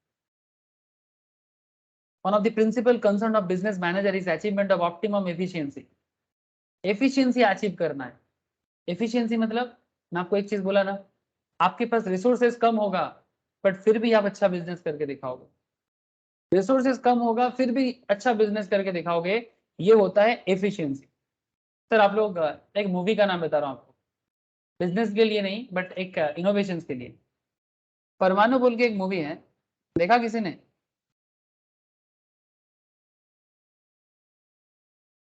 एनीवन? अगर देखा है तो बता सकते हो। स्टोरी ऑफ पोखरान, किसी ने देखा? ऐसे मूवी के लीड रोलिंग है John John Abraham, but movie का एक्चुअल जो बेस है ना सर, इसका जो एक्चुअल कहानी का बेसिक्स है, वो actually APJ Abdul Kalam sir के ऊपर है। ये जो कॉन्सेप्ट है ना, ये एपीजे अब्दुल कलाम सर के ऊपर एक्चुअली बना हुआ है सर। जानते हो क्या है concept? Sir APJ Abdul Kalam sir Pokhran में जो परमाणु का, बेसिकली भारत जो परमाणु में पावरफुल है, ठीक है, भारत के पास जो एटॉमिक पावर भारत बन सकता है, ये दुनिया के सामने प्रूव करना था, ठीक है, यही इसका कॉन्सेप्ट था। लेकिन कॉन्सेप्ट इज दैट सर, परमाणु या एटॉमिक पावर डेवलप करने के लिए, ठीक है, भारत को उसका प्रॉपर रिसर्च करना था, निरीक्षण परीक्षण करना था, ठीक है। तो ये करने के लिए जो टेक्नोलॉजी का जरूरत था, नॉलेज तो भारत के पास था, बट उस पर्टिकुलर कॉन्सेप्ट को डेवलप करने के लिए जो न्यूक्लियर टेस्ट, ठीक है, minister perform a reality nuclear test, मतलब भारत एक सुपर पावर है, न्यूक्लियर पावर है आज भारत, बट भारत एक दिन में न्यूक्लियर पावर नहीं बना है, ठीक है। इसमें एपीजे अब्दुल कलाम जैसे बड़े बड़े साइंटिस्ट का बहुत बड़ा रोल प्ले है, और भी बहुत सारा नाम है जो defence research, DRDO, defence research development organisation, ठीक है, इनके साथ जुड़ा हुआ है, ठीक है। भारत में जो आईएएस ऑफिसर्स है, जो भारत में जो रॉ है, ठीक है, रिसर्च एंड एनालिसिस विंग, इनका बहुत बड़ा रोल प्ले है, ठीक है। तो चाइना ने ऑलरेडी न्यूक्लियर मिसाइल टेस्ट कर लिया था, बट भारत नहीं कर पा रहा था, बिकॉज अमेरिका नहीं चाहता है कि भारत मतलब न्यूक्लियर पावर बने। भारत, अमेरिका क्यों, दुनिया का कोई भी ताकत नहीं चाहता है कि और भी दुनिया में कोई कंट्री सुपर पावर बन जाए, ठीक है। तो भारत अभी वर्ल्ड का टॉप 10 जो सुपर पावर में से एक पावर में आ जाता है सर, ठीक है। तो लेकिन इसके लिए भारत को बहुत मेहनत करना पड़ा। इवन इसको बनाने के लिए, जो न्यूक्लियर टेस्ट करने के लिए, भारत के पास ना रिसोर्सेज नहीं था। एपीजे अब्दुल कलाम जैसे बड़े बड़े साइंटिस्ट, ठीक है, बड़े बड़े साइंटिस्ट, ये देखो यहाँ पर Atal Bihari Vajpayee as prime minister of India, basically इसमें उनका ही रोल था, जो एज ए प्राइम मिनिस्टर उन्होंने बहुत सपोर्ट किया था, बट अमेरिका बहुत कोशिश किया था इसको नाकाम करने के लिए, बहुत कोशिश किया था। तो what is the point sir? Point is that अगर आपके पास रिसोर्सेज ना हो तो क्या काम नहीं हो सकता? हो सकता है, बिल्कुल हो सकता है। आप चाहो तो ये मूवी देखोगे ना, आपको पता चलेगा कि पैसा ना हो तो भी कैसे कुछ चीज बन सकता है, और वो भी कुछ चीज नहीं, सुपर पावर बनना, न्यूक्लियर पावर बनना। It's not a joke, not a joke. So it's like that कि अगर आप एक अच्छा एंटरप्रेन्योर, ये तो एक सोशल मैटर है, ये एक कंट्री का मैटर है, मैं आपको जो बताना चाहा, बट आप ट्राई करना समझने का कि ये जो प्रोडक्शन का जो कॉन्सेप्ट के बारे में बात करना चाहता है ना, ये बेसिकली ऑप्टिमम एफिशिएंसी के बारे में बात करता है। हमेशा पैसा नहीं है, पैसा नहीं है, रोना गाना करके कुछ नहीं होता, जो है उससे बना के दिखाओ, तो मानेंगे कि भाई आप पे दम है। सब कुछ दे दिया तो क्या कर लोगे? आपका नॉलेज का ताकत का प्रमाण तभी होता है जब आपके पास कुछ नहीं है फिर भी आप कुछ बन के दिखाते हो। उसको बोलते हैं बनना, उसको बोलते हैं एफिशिएंसी। ठीक है, और यही प्रोडक्शन का चैलेंज है सर। आगे आगे मैं आपको, ये तो बस अभी प्रोडक्शन का इंट्रो है, आगे आगे मैं आपको प्रोडक्शन के रिलेटेड बहुत इंपॉर्टेंट कॉन्सेप्ट है सर, प्रोडक्शन फंक्शंस बताऊंगा। ठीक है, उसमें कुछ इक्वेशंस आएगा। ठीक है, आपको मैं टोटल प्रोडक्शन के बेसिस में स्टैटिस्टिक्स समझाऊंगा, एवरेज प्रोडक्शन समझाऊंगा, ये सब जो ग्राफिकल प्रेजेंटेशन देख रहे हैं ना सर, ये ग्राफिकल प्रेजेंटेशन समझाऊंगा। तब आपको समझ में आएगा कि ये जो प्रोडक्शन फंक्शंस है ये कैसे काम करता है, इसके पीछे का कैलकुलेशंस क्या है, इसके पीछे का मैथमेटिक्स क्या है, इसके पीछे का साइंस क्या है। ठीक है, लेकिन आपको इसका कॉन्सेप्ट पहले क्लियर करना, आइसो कॉस्ट लाइन क्या है, आइसो क्वांट क्या है। ठीक है, आपको लेकिन सबसे पहले आपको इसका कॉन्सेप्ट क्लियर करना है, तब जाके आपको समझ में आएगा कि एक बिजनेसमैन किस तरह से इकोनॉमिक्स का यूज करके बिजनेस को डेवलप कर सकता है। ठीक है, इसीलिए सब्जेक्ट का नाम सिर्फ इकोनॉमिक्स नहीं होना चाहिए, और होता भी नहीं है, बिजनेस इकोनॉमिक्स कहा जाता है। ठीक है, बिजनेस इकोनॉमिक्स, बिकॉज इकोनॉमिक्स का एक्चुअल यूज क्या करना है, as a chartered accountant, as a cost accountant, as a company secretary, आपको बिजनेस में इकोनॉमिक्स के एप्लीकेशंस करना है। तब जाके आप एक प्रॉपर चार्टर्ड अकाउंटेंट, एक प्रॉपर कॉस्ट अकाउंटेंट, एक प्रॉपर कंपनी सेक्रेटरी कहलाओगे, एक प्रॉपर एमबीए एनालिसिस बन जाओगे। एमबीए करके अगर कंपनी को मैनेज नहीं कर पाए तो फिर कैसा एमबीए है भाई? यही तो क्वेश्चन है, नॉलेज। ठीक है, सो ट्राई टू अंडरस्टैंड कि ऑप्टिमम एफिशिएंसी का कॉन्सेप्ट क्या होता है, यही मैं आपको इतना देर से थोड़ा बताने का कोशिश कर रहा हूं। Minimising the cost of production, cost of production को सस्ता करो। The performance of an economy is judged by the level of its production. किसी भी कंट्री का इकोनॉमी, किसी भी कंट्री का, चाहे वो अमेरिका हो, चाइना हो, इंडिया हो, बांग्लादेश हो, श्रीलंका हो, कितना उसका लेवल ऑफ प्रोडक्शन अच्छा है कोई भी चीज में, जैसे वो चाहे वेजिटेबल हो, मिल्क हो, वट एवर, चाहे इंजीनियरिंग प्रोडक्ट हो, इंडस्ट्रियल प्रोडक्ट हो, एनीथिंग, सॉफ्टवेयर हो, कि आपका कंट्री का लेवल ऑफ प्रोडक्शन कैसा है। अगर प्रोडक्शन लेवल हाई है, अच्छा है, तो आपका इकोनॉमी अच्छा है। Amount of goods and services and economy is able to produce determine the richness और पॉवर्टी ऑफ दैट इकोनॉमी। अगर कंट्री अच्छा प्रोडक्शन कर सकता है तो कंट्री पॉवर्टी से दूर जाएगा, अदरवाइज वो गरीब हो जाएगा। मतलब बेसिकली अच्छा प्रोडक्शन में रिच बनेगा, लो प्रोडक्शन में गरीबी आएगा। रिसेंटली श्रीलंका के बारे में आप लोग सुने हो सर? रिसेंटली बहुत सारा कंट्री है जो बहुत मुश्किल में है। भारत एक मिडिल क्लास कंट्री है, बट भारत का प्रोडक्शन लेवल अभी भी चैलेंज के सामना नहीं कर रहा है, अभी अच्छा कर रहा है, बिकॉज भारत का चैलेंज का दिन चला गया है। जब भारत ब्रिटिश पीरियड में कॉलोनी बन के रहा था, वो भारत का चैलेंज था, बट आज का भारत डेवलप भारत की तरफ बढ़ रहा है सर। ठीक है, लेकिन जहां जहां चैलेंज है, जैसे कि श्रीलंका में रिसेंट चैलेंज आप देख पा रहे हो, हमारा पड़ोसी है, प्रोडक्शन लेवल में बेसिकली चैलेंज का सामना करना पड़ रहा है। ठीक है, इसका जो एग्रीकल्चरल इश्यूज है बहुत प्रॉब्लम में आ गया है, तभी तो फूड भी नहीं है, खाना नहीं है, तेल खरीदने का पैसा नहीं है, दुबई से, सऊदी अरबियन कंट्री से जो तेल परचेस करेगा उसका पैसा नहीं है श्रीलंका के पास प्रॉपरली। प्रोडक्शन में बहुत हाईफाई है चाइना, वर्ल्ड का सबसे हाईएस्ट प्रोड्यूसर है अभी चाइना, इतना प्रोडक्शन चाइना करता है, मैं क्या बताऊं आपको। अगर कंपटीशन में कोई है तो इंडिया है, बट थोड़ा पीछे ही है, काफी ज्यादा, थोड़ा नहीं काफी ज्यादा। लेकिन अगर खराब हालत में, जैसे मैं आपको श्रीलंका का बात कहा, ठीक है, तुर्की, ठीक है, तुर्की का हालत अच्छा नहीं है, अफ्रीकन नेशंस में बहुत प्रॉब्लम चल रहा है, इजिप्ट में बहुत प्रॉब्लम है, प्रोडक्शन जहां जहां खराब है, वहाँ वहाँ कंट्री बहुत खतरे में है सर। जिम्बाब्वे, ठीक है, ऐसे बहुत सारा नेशंस है, ठीक है, जो बहुत खतरे में है सर। इधर एक बड़ा कंट्री है अर्जेंटीना, खतरनाक हालत में है, बहुत अच्छा फुटबॉल कंट्री है, फुटबॉल खेलते हैं, लेकिन खतरे में है सर। प्रॉब्लम क्या है? प्रोडक्शन को मैनेज करना है सर। भारत खतरे में है क्या? नहीं, प्रोडक्शन रिलेटेड खतरा भारत को नहीं है। भारत का खतरा जो है सर, भारत का आबादी है।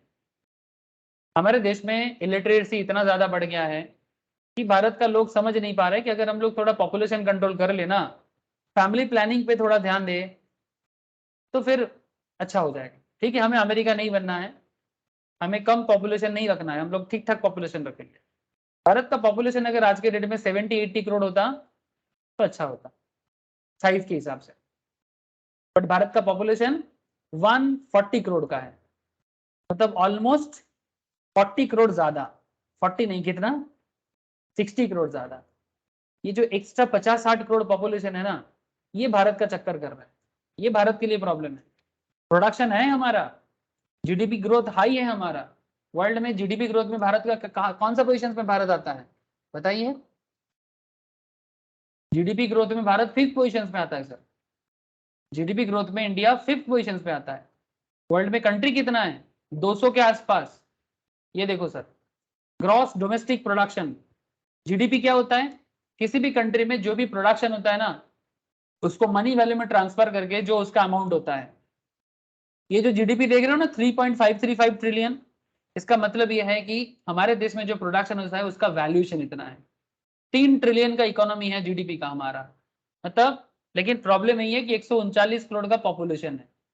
अगर मैं आपको जीडीपी रैंक दिखाऊं तो आपको समझ में आएगा, भारत 5th में है ना, लेकिन वर्ल्ड का जो टॉप कंट्रीज हैं, आप इसके बारे में मैं आपको एक बार जस्ट याद दिला रहा हूं। मैं लास्ट दिन भी शायद बोला था कि यूएस 25 ट्रिलियन का जीडीपी है सर इसका, 25 ट्रिलियन, पॉपुलेशन 33 करोड़। चाइना 19 से 20 करोड़ का जीडीपी है sir, population 150 crore. Japan 4.91 trillion का, 5 ट्रिलियन का इकोनॉमी है, population hardly 5 to 10 crore. Germany 4.26 trillion का इकोनॉमी है, population max to max 5 crore. India 3.53 trillion का इकोनॉमी है, पॉपुलेशन 140 करोड़। प्रॉब्लम यहां पर है सर। इसके बाद यूके है, फ्रांस है, कनाडा है, इटली है, ब्राजील है, रशिया है। But where is the problem sir? हम लोग अमेरिका के साथ कंपेयर नहीं करेंगे। जगह इतना है उसके पास, 25 ट्रिलियन का इकोनॉमी है, जीडीपी है, पॉपुलेशन 33 करोड़ का है। श्रीलंका के, सॉरी, चाइना के साथ कंपेयर इसीलिए इतना होता है बिकॉज चाइना भी 150 करोड़ आबादी का एक कंट्री है, बट उसका जीडीपी देखिए आप, 20 ट्रिलियन का जीडीपी है, 20 ट्रिलियन का। भारत 3.5 ट्रिलियन का जीडीपी है। यही प्रॉब्लम है चाइना के साथ भारत का। सर आप लोगों को बात समझ में आ रहा है? प्रोडक्शन कहां जाके लिंक कर रहा है बड़े लेवल पे। ये मैक्रो इकोनॉमिक्स है, ये जो मैं आपको बता रहा हूँ ये मैक्रो इकोनॉमी है। सीएमए के अंदर, सीएस के अंदर ये मैक्रो इकोनॉमिक्स का डिस्कशन स्पेशली होगा। सीए के केस में भी है, लास्ट चैप्टर में आता है, डिस्कशन करूंगा। बात को समझे, ये मैक्रो इकोनॉमिक्स का डिस्कशन है कि कंट्री का जीडीपी अल्टीमेटली माइक्रो लेवल से, मतलब हम लोग अभी प्रोडक्शन कॉस्ट ये सब अंदर से पढ़ रहे हैं, बिजनेस का एकदम अंदर का बात जान रहे हैं, बट ये एप्लीकेटिव एरिया है, कंट्री को एनालिसिस कर रहे हैं। जीडीपी मतलब प्रोडक्शन जीडीपी में जाके रुकता है। अच्छा प्रोडक्शन ग्राउंड लेवल में होगा, कंट्री का जीडीपी बढ़ेगा, कंट्री का जीडीपी बढ़ेगा तो ऑटोमेटिकली कंट्री डेवलप होगा। और क्या, कंट्री डेवलप होगा। वैसे भारत का जीडीपी तो अच्छा है, वर्ल्ड में 5th है, बट सर फिर भी भारत गरीब देशों मतलब मिडिल क्लास कंट्री में काउंट होता है। क्यों? Due to population. जितना जीडीपी होता है ना, जितना जीडीपी होता है उसको पर कैपिटा इनकम के साथ अंदर डिस्ट्रीब्यूट कर दिया जाता है। मतलब 3.5 ट्रिलियन को 140 करोड़ से डिस्ट्रीब्यूट कर दिया जाएगा। मतलब 140 करोड़ डिस्ट्रीब्यूशन के बाद पर हेड इनकम इतना पड़ता है 2543, मतलब $2543 ऐसा पड़ जाता है, मतलब $2500 एनुअली। इसीलिए भारत का जीडीपी रैंक देखिए, पर कैपिटा मतलब पर हेड इनकम, पर हेड इनकम में भारत गरीब देश में आ जाता है, लेकिन जीडीपी रैंक में भारत जीडीपी रैंक में भारत 5वां सबसे बड़ा देश है, लेकिन जीडीपी पर हेड के हिसाब से 142 नंबर पे आता है। ये चक्कर है, ये चक्कर है। तो करना क्या है सर, इकोनॉमिक्स को डेवलप करना है और क्या, प्रोडक्शन लेवल में और डेवलपमेंट लाना है, फैमिली प्लानिंग के बारे में लोगों के अंदर जागरूकता लाना है, कॉन्शियसनेस क्रिएट करना है कि भाई एक से ज्यादा बच्चा मत लो, एक से ज्यादा बच्चा नहीं, पॉपुलेशन को कम करना है, कुछ भी हो जाए पॉपुलेशन कम होगा तो अगला पीढ़ी जो होगा ना, नेक्स्ट जनरेशन, वो डेवलप कंट्री, डेवलप इंडिया देख के मर पाएगा। हम लोग नहीं देख पाएंगे sir, but may be 50 years, 60 years, 100 years बाद भारत एक डेवलप नेशंस में काउंट होगा। मतलब क्या होगा, सबके पास ओवरऑल जो भी देश का जो भी संपत्ति होगा ना, देश का जो भी प्रोडक्शन होगा, वो इतना सारा लोगों में बांटने का जरूरत नहीं है। मतलब या फिर दो दो उपाय हैं, पॉपुलेशन तो कटौती नहीं कर सकते, पॉपुलेशन रेट को कम कर सकते हैं। ठीक है, कोशिश करना है कि अगला 20 साल में या 25 साल में भारत का पॉपुलेशन 150 करोड़ क्रॉस ना करे। बट कहा जा रहा है कि जिस तरह का करंट ग्रोथ है sir, by 2030 Bharat 150 crore cross करके चाइना को क्रॉस कर जाएगा। 2030 के बाद भारत दुनिया का नंबर 1 पॉपुलेशन कंट्री बन जाएगा, जो करंट ग्रोथ है। लेकिन क्या भारत कर पाएगा 20-30 साल के लिए 150 करोड़ के अंदर पॉपुलेशन को रोकना? चैलेंजिंग है सर, चैलेंजिंग है, बहुत चैलेंजिंग है, इतना आसान नहीं। सर जीडीपी को ग्रो करने के लिए तीन सेक्टर आता है, एग्रीकल्चर, इंडस्ट्री, सर्विस। ये मैक्रो इकोनॉमिक डिस्कशंस है, मैं आपके साथ धीरे धीरे डिस्कस करूंगा। बट क्योंकि मैं प्रोडक्शन पढ़ा रहा हूँ, तो प्रोडक्शन के अंदर ये मैक्रो इकोनॉमिक प्रोडक्शन का एरिया है जो कंट्री को डिनोट करता है, जो GDP growth, per capita growth, per capita rank, GDP by sector, agricultural से कितना होता है, इंडस्ट्री से कितना होता है, सर्विस से कितना होता है, ये सभी चीज मैं आपको धीरे धीरे समझाऊंगा। ठीक है, फिलहाल वापस आ जाते हैं प्रोडक्शन के हार्डकोर कॉन्सेप्ट में। कहाँ चला गया मेरा नोट्स, इधर। ठीक है सर, ये देखो क्या कहना चाहता है, यही मैं कहना चाहता हूँ। द स्टैंडर्ड ऑफ लिविंग, अगर प्रोडक्शन किसी कंट्री का अच्छा है ना, the standard of living of people depends on the volume and variety of goods and service produce in a country. Thus, USA is the rich country just because its level of production is high. USA इतना rich क्यों है? Because उसका level of production high है। Sir क्या भारत ऐसा नहीं बन पाएगा? अरे क्यों नहीं बन पाएगा, बन तो रहा है, बन तो रहा है सर। तभी तो इतना दिन ब्रिटिश कॉलोनी रहने के बाद भी, मोर देन 200 ईयर्स कॉलोनी रहने के बाद भी, लास्ट 75 ईयर्स में भारत दुनिया के टॉप 5 इकोनॉमी के अंदर काउंट हो रहा है। इससे बड़ा अचीवमेंट क्या होना चाहिए?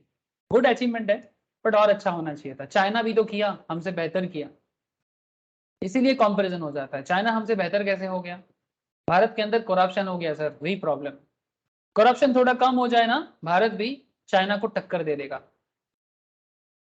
करप्शन थोड़ा कम कर, ठीक है, मतलब ये जो, और लोगों के अंदर थोड़ा सा नॉलेज बढ़ाना है, एडुकेशन थोड़ा डेवलप करना है। ठीक है, ये जो इलॉजिकल कॉन्सेप्ट जो चलता है सोसाइटी में, जो लोगों के अंदर मतलब गलत एडुकेशन फैलता है, वो सब चीजों को रोकना है सर। ठीक है, सही ट्रैक पे लोगों को लाना है, हम सबको काम करना है सर। सिर्फ प्रधानमंत्री, मुख्यमंत्री, चीफ मिनिस्टर, प्राइम मिनिस्टर का काम नहीं है। हम लोग अपने अपने सोसाइटी को डेवलप करने का कोशिश कर सकते हैं। एटलीस्ट सबसे बड़ा काम यही तो education. Education is the biggest weapon to change the world sir. Education से ही आप दुनिया को बदल सकते हो। दुनिया को बदलने का और कोई उपाय नहीं है, पैसा देके कुछ नहीं हो सकता, शिक्षा देके हो सकता है। पैसा बाद में दो, पहले शिक्षा दो। पैसा बाद में दो, पहले शिक्षा दो। हम लोग, ये हमारे घर वगैरह में एक कॉन्सेप्ट बहुत चलता है कि लक्ष्मी पहले की सरस्वती। तो फिर कहा जाता है पहले सरस्वती रहेगा तो जिस घर में ज्ञान रहेगा, लक्ष्मी का वास वहां पर जरूर रहेगा। ठीक है, ज्ञान का मतलब डिग्री नहीं होता, ज्ञान का मतलब ज्ञान होता है, नॉलेज। ठीक है, ऐसे स्कूल कॉलेज में होता है ना सरस्वती पूजा, इसीलिए होता है क्योंकि सरस्वती का कॉन्सेप्ट है नॉलेज का, पावर ऑफ नॉलेज सर, बस। और उसी के कारण शिक्षक, विद्यार्थी इतना ज्यादा इंपॉर्टेंट होता है। ठीक है सर, चलो आगे बढ़ते हैं, कुछ इंपॉर्टेंट कॉन्सेप्ट पे बात करते हैं, जैसे कि फैक्टर ऑफ प्रोडक्शन। याद रखना है सर कि ये जो प्रोडक्शन होता है ना सर, इसका 4 फैक्टर है। क्या क्या 4 फैक्टर है? क्या क्या 4 फैक्टर है सर? कोई मुझे बताए, प्रोडक्शन कौन से 4 फैक्टर पे डिपेंड करता है? प्रोडक्शन का फैक्टर ऑफ प्रोडक्शन कहते हैं इसको, दुनिया में कुछ भी बना लो, एनीथिंग, आईफोन से लेके आईफोन बनाओ, या फिर राइस प्रोडक्शन करो, या व्हीट प्रोडक्शन करो, फर्क नहीं पड़ता, बट 4 फैक्टर इंपॉर्टेंट है। आपको जमीन चाहिए, फैक्ट्री लगाना हो या फिर एग्रीकल्चर करना हो, सर्विस प्रोवाइड करना हो, यू नीड लैंड। चाहे आप छोटा सा दुकान ही क्यों ना है आपका, वो भी लैंड है सर। चाहे आपका छोटा सा दुकान ही क्यों ना हो, वो भी लैंड है। लैंड का मतलब सिर्फ एग्री लैंड नहीं होता, इकोनॉमिक्स में लैंड का मतलब होता है दैट पर्टिकुलर एरिया और जोन जिसपे आपका बिजनेस चलता है। एरोप्लेन आसमान में चलता है, एरोप्लेन स्काई में चलता है, क्या स्काई लैंड है sir? Hello, please tell me. ये आसमान पे चल रहा है, देखो आप, कहाँ है ये? आसमान पे। तो मैं आपको पूछ रहा हूं, क्या ये लैंड है क्या, या स्काई है? अरे बताओ, इज दिस स्काई और लैंड?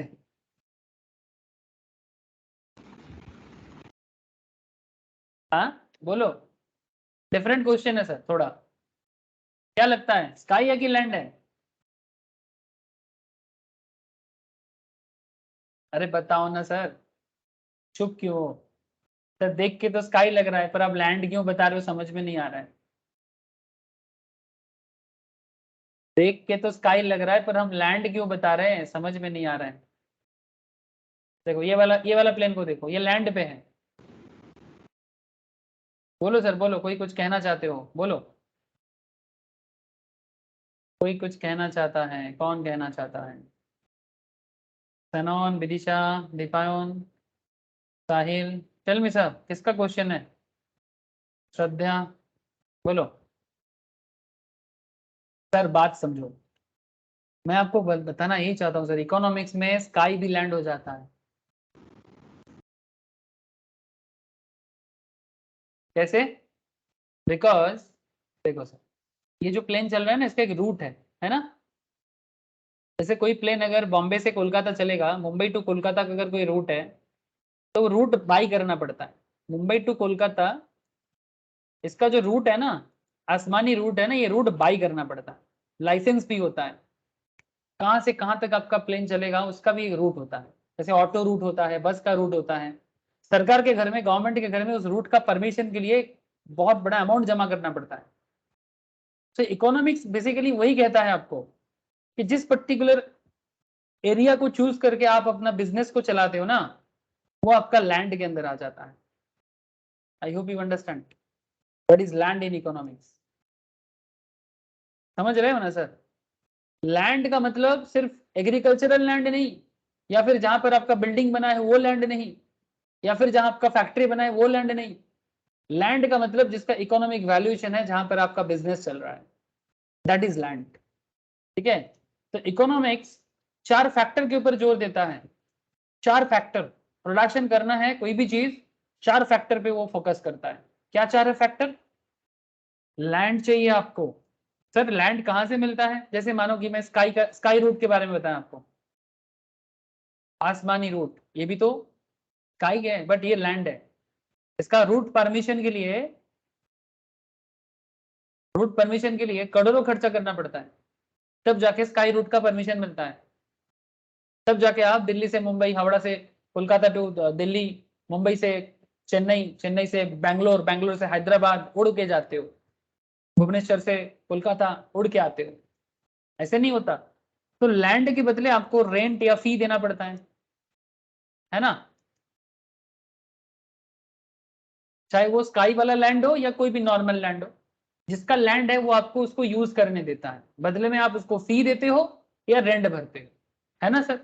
कोई बोलेगा सर अगर खरीद लिया तो, हाँ खरीद सकता है, नो प्रॉब्लम, बट खरीदेगा तो अगर, देखो इतना पैसा नहीं होता है सबके पास। नॉर्मली ज्यादातर लोग क्या करता है, लाइसेंस लेता है, लीज लेता है, रेंट लेता है, बिजनेस खरीद के थोड़ी ना होता है। कितना लोग खरीद के बिजनेस करता है, एनी आइडिया? सिर्फ गांव में जिसका अपना घर होता है, विलेज साइड में जिसका घर होता है, अपने घर पे दुकान लगाते हैं। सिटी में कितना लोग खरीद के दुकान चलाते हैं बताओ? सिटी में दाम इतना होता है ना सर। जैसे कोलकाता न्यू मार्केट, चलो आपको लेके चलो, न्यू मार्केट देखा आप लोगों ने कभी? अभी दुर्गा पूजा का टाइम आ रहा है सर, न्यू मार्केट लोग शॉपिंग करने के लिए जाते हैं। न्यू मार्केट, गुड़िया हाट, ठीक है, ये है सर, ये न्यू मार्केट का एरिया है सर, ठीक है। एसएस हॉग मार्केट के नाम पे भी जाना जाता है, ब्रिटिश पीरियड में बना था।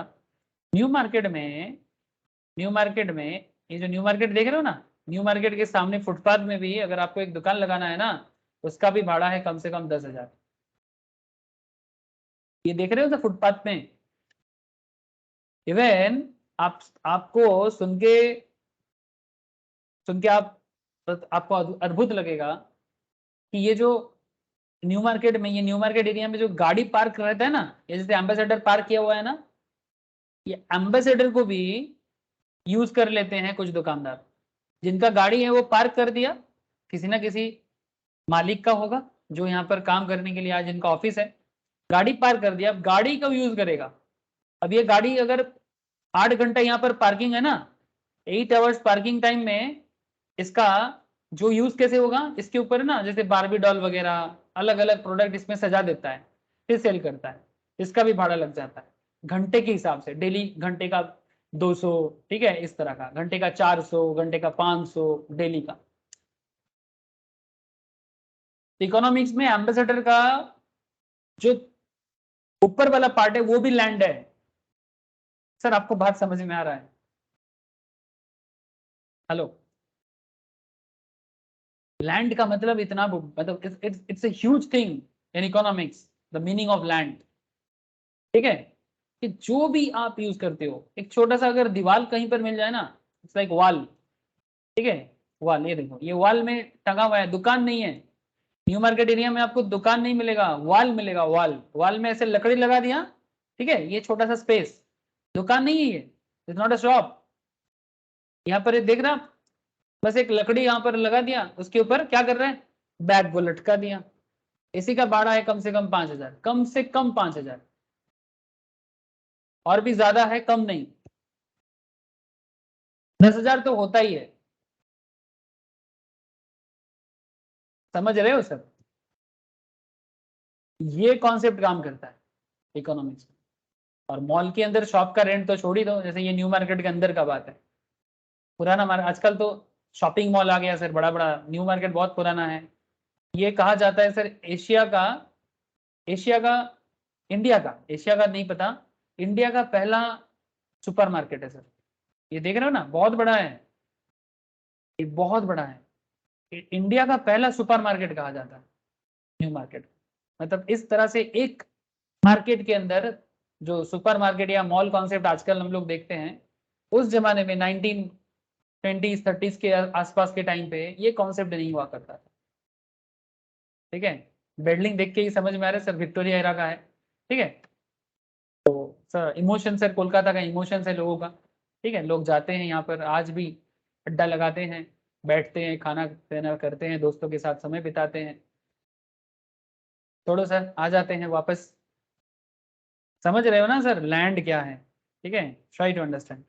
तो लैंड के बदले जिसका भी लैंड होगा वो रेंट मिलेगा उनको।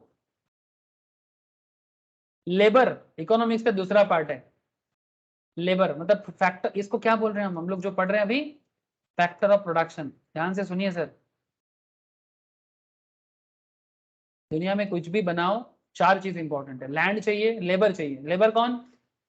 सर जो कोई भी काम करता है इकोनॉमी, लेबर मतलब जो सर पे माल ढोता है या फिर जो मेहनत का काम करता है, वो लेबर नहीं। लेबर मतलब एनीवन जो अपनी स्किल से काम करता है। आप भी लेबर हो, जो सैलरी ले रहा है वो भी लेबर है, जो प्रॉफिट कमा रहा है वो भी लेबर है, ऐसे वो एंटरप्रेन्योर है, ठीक है। बट जो सैलरी में काम करता है या जो वेजेस में काम करता है, सभी कोई लेबर है। सैलरी में जो काम करता है, वेजेस में जो काम करता है, सब कोई लेबर है। अब कोई बोलेगा नहीं नहीं मैं सैलरी दूं, मैं लेबर नहीं, नहीं नहीं, सब लेबर है, इकोनॉमिक्स में सब लेबर है। दो तरह का कॉलर कहा जाता है sir, white collar and blue collar. White collar job and blue collar job. White collar का मतलब होता है जो लोग थोड़ा सा मेंट मतलब माइंड का यूज करके काम करते हैं, और ब्लू कॉलर का मतलब क्या है, जो लेबर, जो मेहनत का काम करता है, फिजिकल वर्क ज्यादा करता है, उनको वेजेस दिया जाता है। बट जो भी हो, इकोनॉमिक्स में सब कोई लेबर है। लेबर को क्या मिलता है, सैलरी मिलता है, वेजेस मिलता है। समझ में आ रहा है सब? लेबर को सैलरी मिलता है, वेजेस मिलता है। सर कैपिटल, बिजनेस बिना कैपिटल का कैसे होगा? अकाउंटेंसी में पहला जर्नल एंट्री यही होता है, बिजनेस करने के लिए कोई ना कोई कैश लाता है। जब आप लोग अकाउंटेंसी पढ़ोगे ना, बेसिक्स ऑफ अकाउंट्स का मेरा क्लास करोगे और मैम के पास जब अकाउंट्स के एडवांस लेवल करोगे, आपको बार बार जर्नल एंट्री करना पड़ता है, और एक जर्नल एंट्री बड़ा कॉमन है, कैश टू कैपिटल। मतलब बिजनेस करना है तो कैश चाहिए, और कैश जब बिजनेस में आता है वो कैपिटल बन जाता है। घर पे कैश है, बट बिजनेस में आ जाए तो कैपिटल है। ठीक है, घर पे कैश था, बिजनेस में आ जाए तो कैपिटल है। अगर कोई बिजनेस में कैश लाता है 50,000 का, तो बिजनेस में 50,000 भी कैपिटल बन जाएगा, यही 50,000 कैपिटल बन जाएगा। अब मानो कि ये कैपिटल आप बाहर से जुगाड़ किए, आपके पास नहीं था, लोन लिया आपने, तो कैपिटल के बदले क्या देना पड़ता है आपको? इंटरेस्ट। एंड सबसे इंपॉर्टेंट पार्ट, ये जो लैंड, लेबर एंड कैपिटल, ये जो तीन फैक्टर ऑफ प्रोडक्शन है, इसको मैनेज कौन करता है? बोलो सर, इसको मैनेज कौन करता है?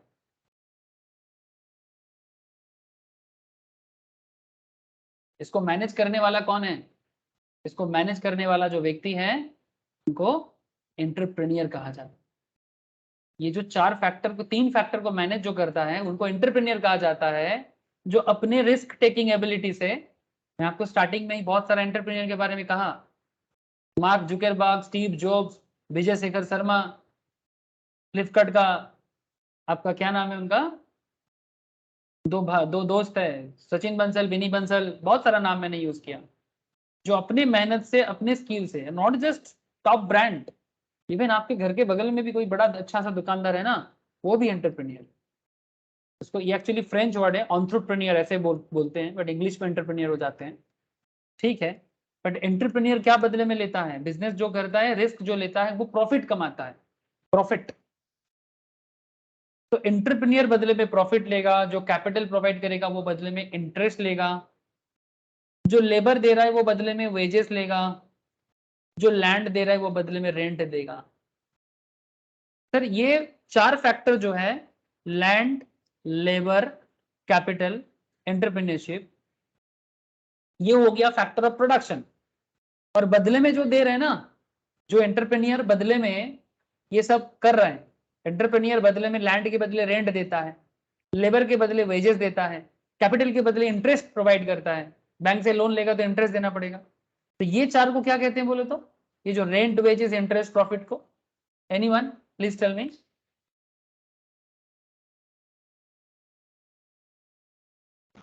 Factor income.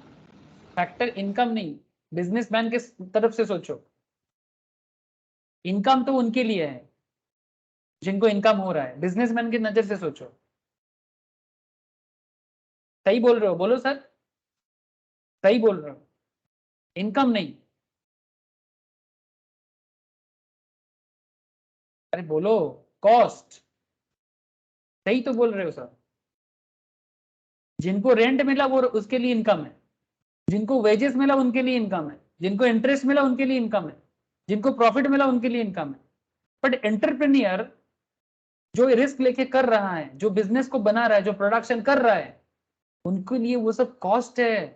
आपको अगर एक प्रोडक्शन करना है, बिजनेस करना है, चाहे चिप्स का फैक्ट्री लगाओ, चाहे चावल का फैक्ट्री लगाओ, चाहे मोबाइल का फैक्ट्री लगाओ, आपको ये सब कॉस्ट बेयर करना होगा, आपको कॉस्ट बेयर करना होगा। एक मोबाइल का दाम,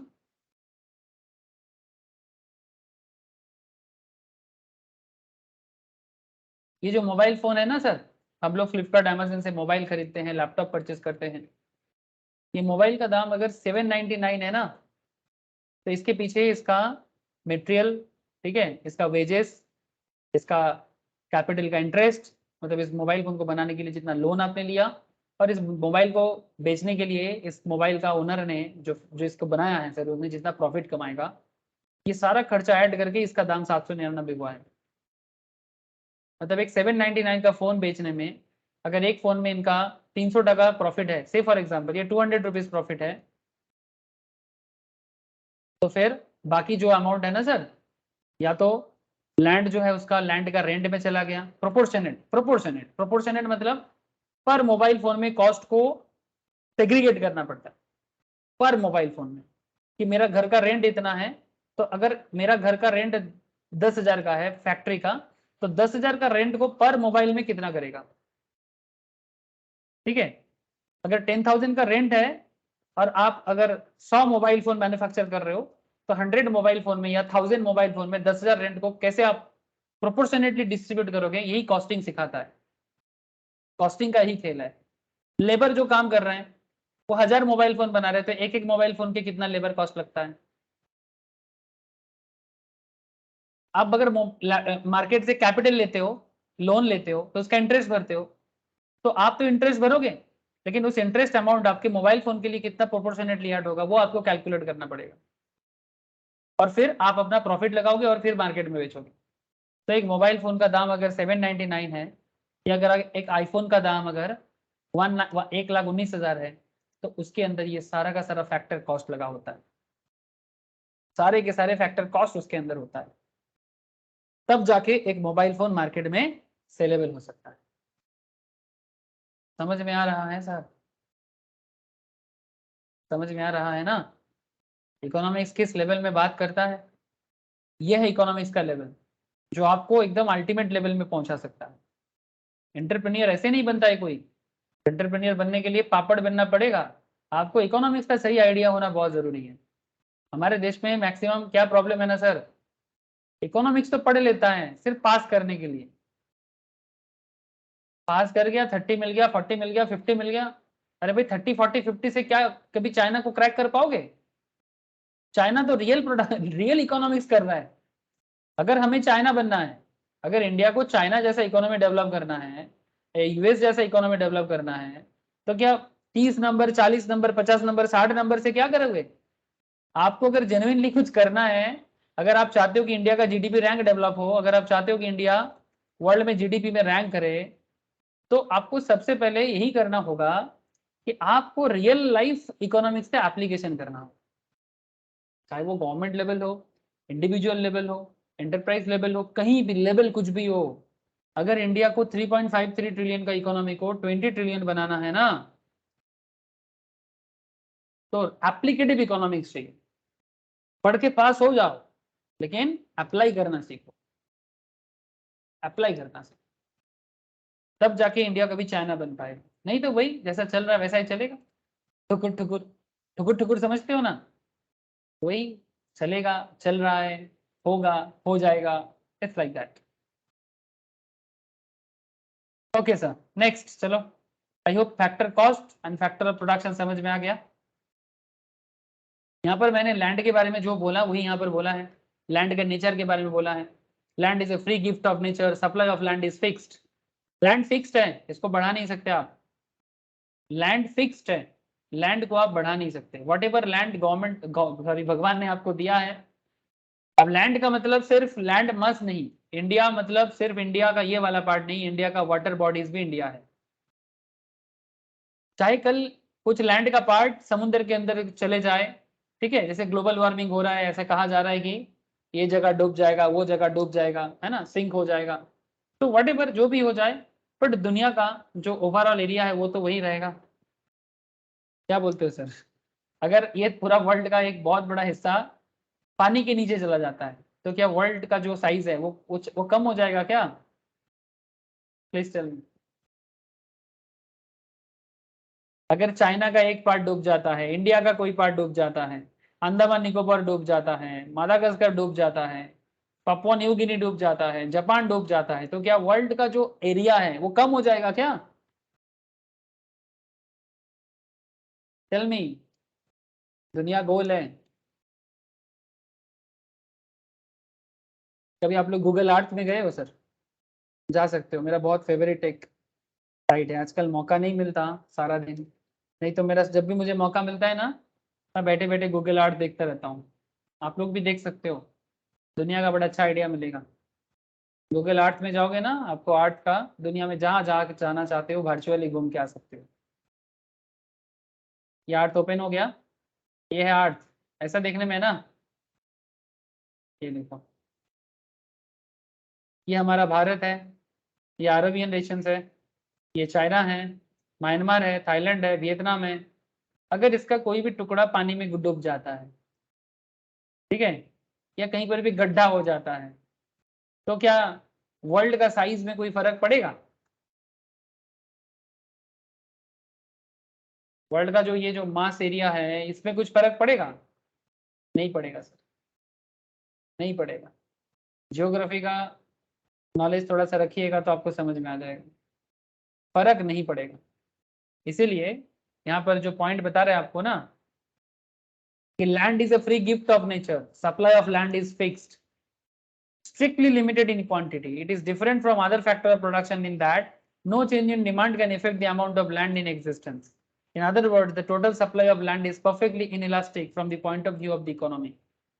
Inelastic मतलब जो बड़ा कमा नहीं होता है. It is relatively elastic from the point of view of a farm. Economy के नजर से land inelastic है, मतलब land में change नहीं होता. बट किसी इंडिविजुअल बिजनेस के हिसाब से लैंड इलास्टिक है। मतलब कुछ ऐसा है कि अगर मैं इंडिया का इकोनॉमी के बारे में बात करूं, तो इंडियन इकोनॉमी इंडिया के साइज पे डिपेंड करता है कि जो भी आप इंडिया के अंदर करोगे, ये इंडिया है, ठीक है, ये आपका भारत है, हमारा भारत है। ध्यान से बात को समझे, इंडियन इकोनॉमी डिपेंड करता है इंडिया के साइज के ऊपर, ठीक है। इतना बड़ा भारत है, कश्मीर से लेके कन्याकुमारी, और इधर मणिपुर से लेके नागालैंड से लेके गुजरात तक, ठीक है, इतना बड़ा भारत है हमारा, झंडा ऊंचा रहे हमारा। अब कॉन्सेप्ट क्या है? कॉन्सेप्ट इज दैट कि ओवरऑल इकोनॉमी का जो रिसोर्सेस है वो इस भारत में है, तो ओवरऑल इकोनॉमी का लैंड साइज तो कम नहीं होगा। लेकिन इंडिविजुअल बिजनेस मानोगी, जैसे आज टाटा के पास ज्यादा जमीन है, ठीक है, किसी बड़े बिजनेस के पास आज 4 जमीन है, कल 5 होगा, कल कम भी हो सकता है। इंडिविजुअल लेवल में आपके पास अगर आज 1 एकड़ जमीन है, कल आपके पास 2 एकड़ हो सकता है, या फिर आपके पास 0.5 एकड़ भी हो सकता है। मतलब इंडिविजुअली सोचो तो लैंड इलास्टिक है, मतलब लैंड कमता भी है, ज्यादा भी होता है, कम भी होता है। लेकिन इकोनॉमी के लिए क्या लैंड चेंज होगा? भारत के लिए नहीं होगा सर, भारत के लिए जितना लैंड है उतना ही रहेगा। तो इसीलिए individually land is inelastic, but sorry, individually land is elastic, but economy के नजर से देखो तो लैंड इज इनइलास्टिक। बात समझ में आया सर? इंपॉर्टेंट फैक्ट है sir. Land is permanent and has इंडेस्ट्रक्टिबल power. इंडेस्ट्रक्टिबल power मतलब लैंड को कितना भी डिस्ट्रॉय कर दो। इसके लिए रिकार्डो बोल के एक फेमस इकोनॉमिस्ट है, इनका थ्योरी है कि लैंड को कितना भी डिस्ट्रॉय कर दो, लैंड तो वही है। या तो आप मिट्टी खोद के पानी निकाल लो, वाटर बॉडी हो जाएगा, बट इकोनॉमी में वाटर बॉडी भी लैंड है। लैंड का कैरेक्टर चेंज हो सकता है, लैंड नहीं चेंज हो सकता। Land is permanent in nature and cannot be destroyed. According to Ricardo, land has certain original and indestructible power and these properties of land cannot be destroyed. ये जो land का property है ना, इसको destroy करना आसान नहीं है। किसने कहा है? रिकार्डो ने कहा है। तो फेमस यूरोपियन इकोनॉमिस्ट है मॉडर्न डे में, लास्ट 100-200 साल में ये सब इकोनॉमिस्ट ने बहुत बड़ा काम किया। Land is passive in factor, land is a passive factor, land is not an active factor. Unless human effort is exercised on land, it does not produce anything on its own. जब तक human being उसके अंदर कुछ नहीं करता है ना, जब तक कोई चारा नहीं लगाता है ना, तो कुछ नहीं बनेगा सर, राइस तो नहीं बनेगा। लैंड पे कुछ करना पड़ता है तब लैंड कुछ करता है। तो ह्यूमन एक्टिविटी इकोनॉमिक्स के नजर से देखो तो जरूरत है। अब भगवान ने बहुत कुछ देता है, ऊपर वाला बहुत कुछ देता है, गॉड बहुत कुछ देता है, वो अलग बात है। बट अगर आप इकोनॉमिकली कुछ उसको मैनेज करना चाहते हो तो उसको कुछ करना पड़ेगा।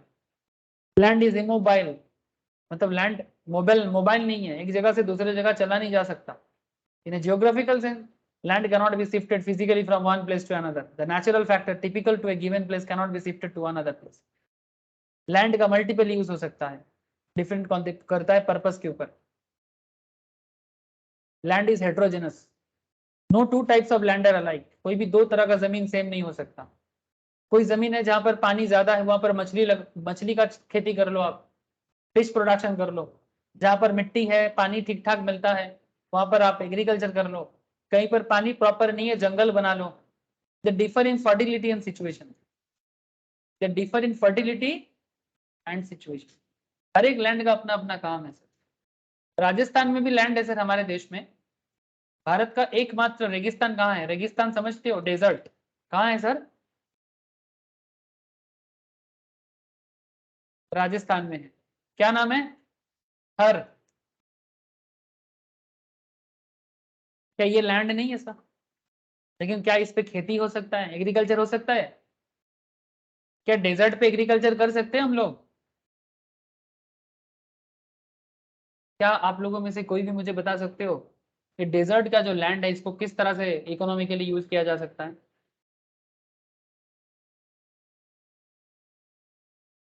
एनीवन ट्राई करके बताओ।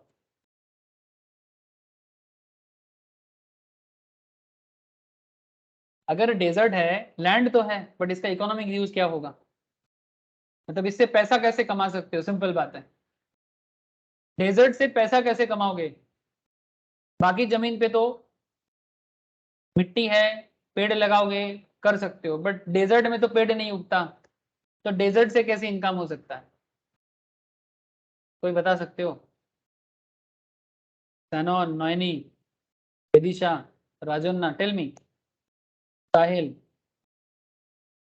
Deepayan, anyone, please tell me.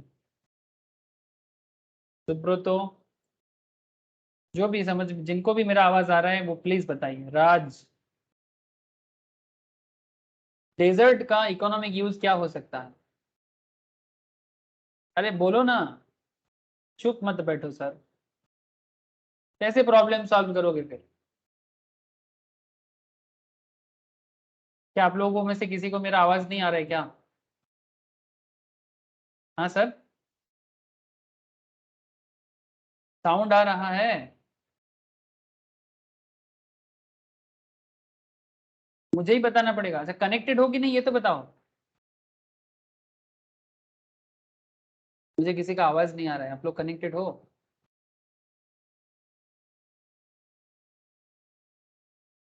Hello sir, connected हो आप लोग? Tell me sir. सर। हाँ sir.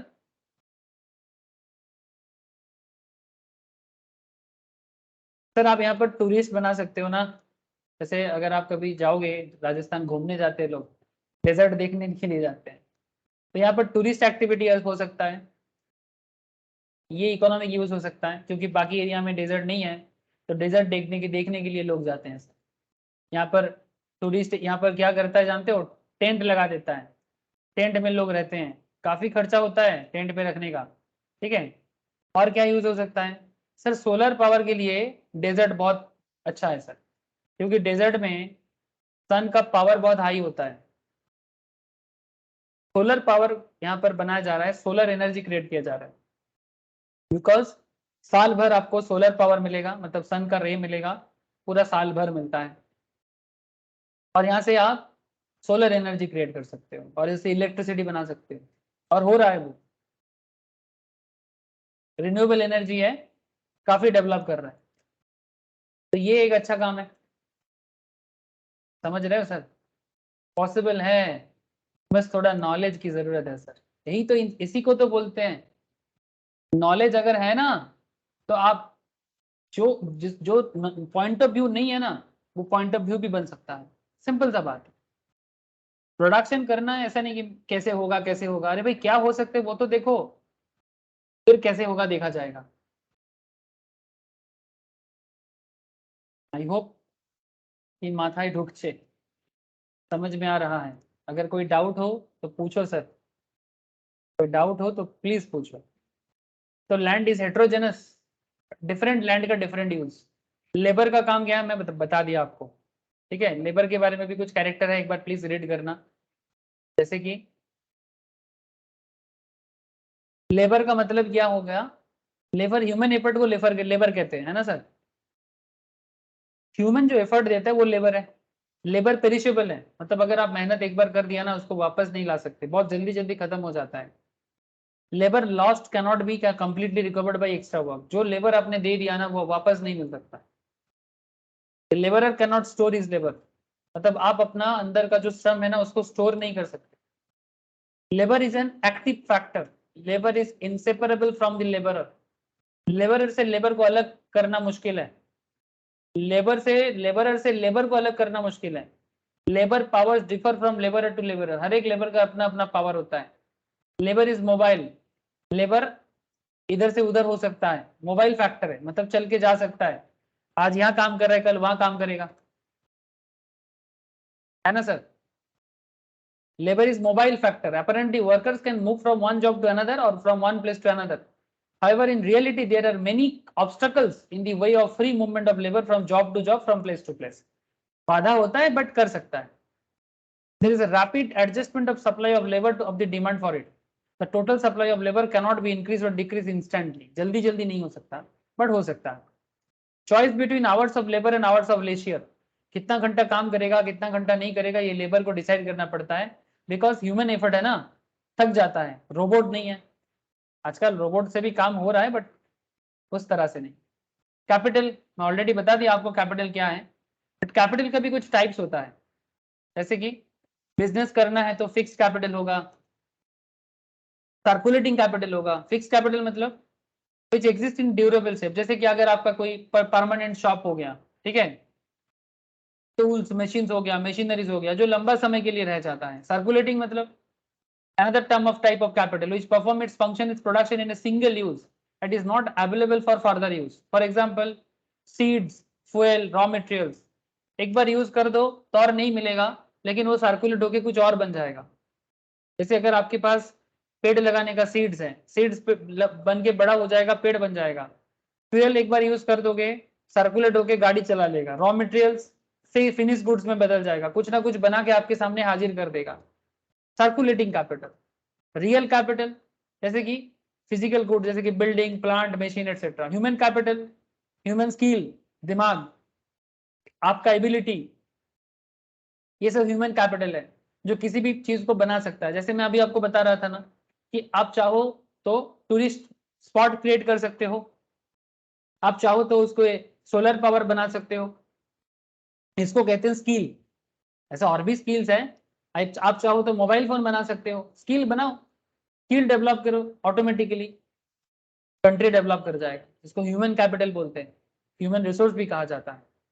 Tangible capital, individual capital. Tangible मतलब जो कैपिटल जो देखा जा सकता है, tangible can be perceived by sense, where is intangible capital, intangible क्या होता है, जिसको आप छू नहीं सकते, सिर्फ महसूस कर सकते हो। बिजनेस में गुडविल है, पेटेंट है, राइट्स है, ये सब अकाउंट्स में भी पढ़ाया जाता है। आपका बिजनेस में गुडविल है, बट गुडविल को क्या करोगे, हक करोगे क्या? आपका नाम है, लोग आपको जानता है, पहचानता है, अच्छा है, आपका गाड़ी को जानता है कि भाई गाड़ी लेना है तो सुजुकी का लेना, क्योंकि इसका गुडविल है। ठीक है, तो गुडविल क्या है, आपका पास्ट एफर्ट के कारण आपका जो गुडविल बना है। लेकिन ये भी एक तरह का एसेट्स है, ये भी एक तरह का कैपिटल।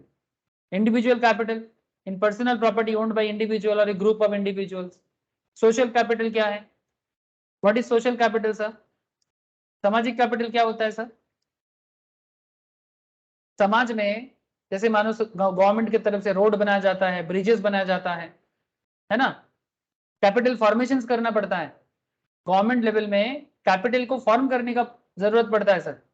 जैसे capital formation means a sustained increase in the stock of real capital in a country. In other words, capital formation involves production of more capital goods like machines बनाओ, tools बनाओ, factory बनाओ, transport equipment create करो, electricity पैदा करो। ये capital formation है। जो country में अगर मानो इलेक्ट्रिसिटी नहीं है तो प्रोडक्शन क्या करेगा? आप हम अभी ऑनलाइन में क्लास कर रहे हैं दूर बैठ के, कैसे संभव है? Because of electricity.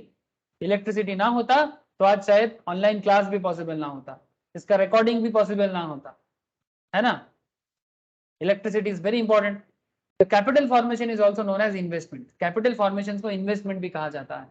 तो बिजनेस में कैपिटल का भी टाइप्स होता है, अलग अलग टाइप्स ऑफ कैपिटल हो सकता है। ये सब चीज अकाउंटेंसी में भी पढ़ाया जाता है बेसिक्स में। फिर कैपिटल फॉर्मेशन में कंट्री में सेविंग्स होता है, पब्लिक सेव करता है, फिर उसको इन्वेस्ट करता है। मोबिलाइजेशन ऑफ सेविंग्स, इन्वेस्टमेंट क्या होता है? हमारा पैसा, मानो कि आप मंथली 50,000 कमा रहे हो, यू अर्न 50,000 मंथली, वहां से आप 30,000 से आपका घर चला लेते हो, एक्सपेंस होता है आपका। सेव कितना कर लेते हो? 20,000। ये 20,000 को आप क्या करते हो? सेविंग्स में कन्वर्ट करते हो, बैंक में एफडी कर लेते हो, स्टॉक मार्केट में इन्वेस्ट कर देते हो, म्यूचुअल फंड में डाल देते हो। स्टॉक मार्केट का पैसा, म्यूचुअल फंड का पैसा, बैंक एफडी का पैसा, गवर्नमेंट बॉन्ड का पैसा कहां जाता है? कैपिटल फॉर्मेशन में जाता है, बिजनेस में जाता है। हमारा सेविंग्स, आपका सेविंग्स मोबिलाइज होना चाहिए। मोबिलाइज का मतलब चलना चाहिए, चलना चाहिए, रुकना नहीं चाहिए। घर में पड़े के सेविंग्स क्या होता है? नष्ट हो जाता है, पैसा का वैल्यू गिर जाता है। जितना लोग स्टॉक मार्केट में इन्वेस्ट करेगा, म्यूचुअल फंड में इन्वेस्ट करेगा, बैंक में पैसा डालेगा, गवर्नमेंट बॉन्ड में पैसा डालेगा, उतना कंट्री का डेवलपमेंट होगा। सर इसके लिए भी एग्जाम्पल है, एग्जाम्पल मतलब डेमो देख लो।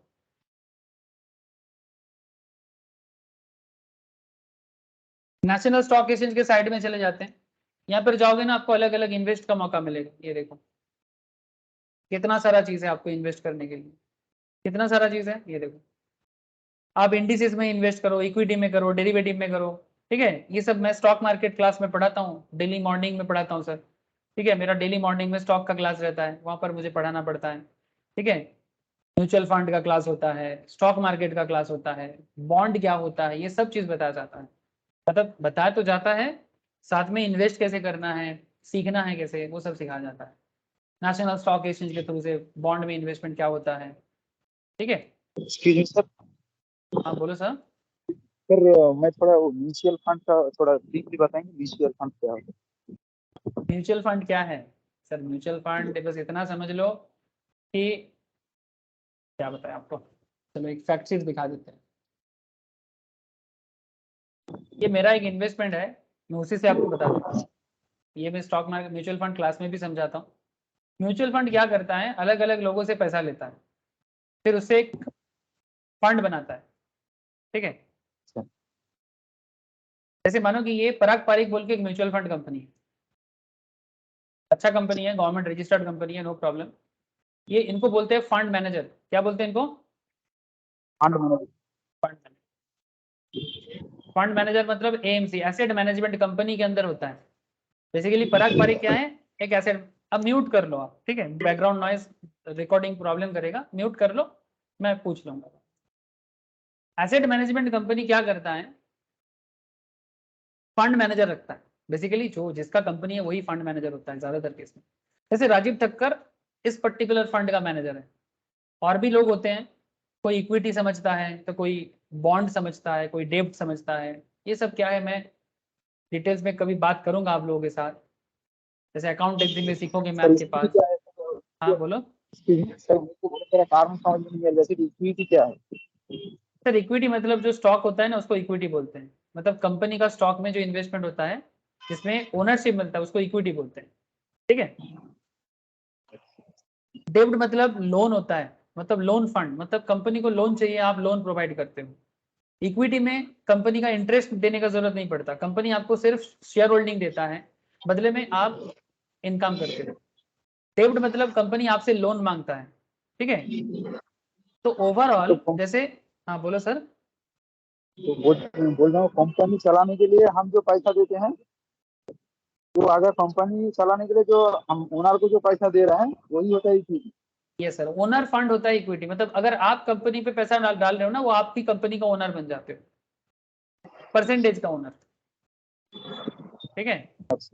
मगर जैसे मानो स्टॉक मार्केट, जैसे मानो ये देखो, ये जो म्यूचुअल फंड कंपनी है, ये आईटीसी में इन्वेस्ट किया है, टोटल इनके पास कितना पैसा है देखो, 20,000 करोड़ दिख रहा है ना। अब 20,000 करोड़ का 8% है आईटीसी के अंदर, 7% है बजाज के पास, 5.5% है एक्सिस बैंक के पास, ठीक है। तो ये जहां जहां इनका इन्वेस्टमेंट है, इतना ओनरशिप इनके पास है। किसके पास?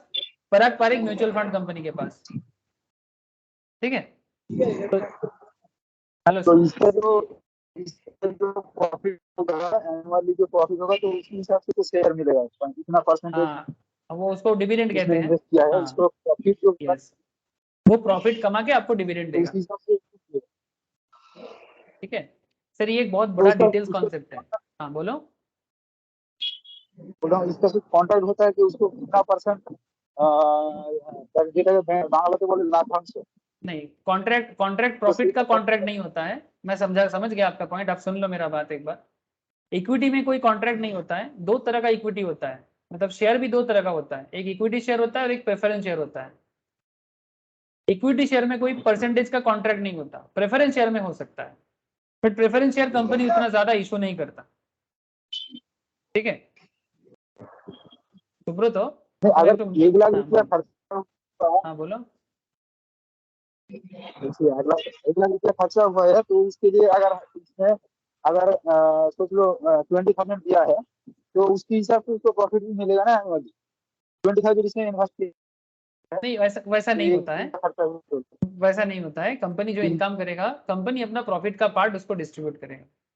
ये जो कॉन्सेप्ट है ना सुब्रतो, ये समझने के लिए आपको stock market mutual fund class समझना पड़ेगा। ये काफी डिटेल्स कॉन्सेप्ट है।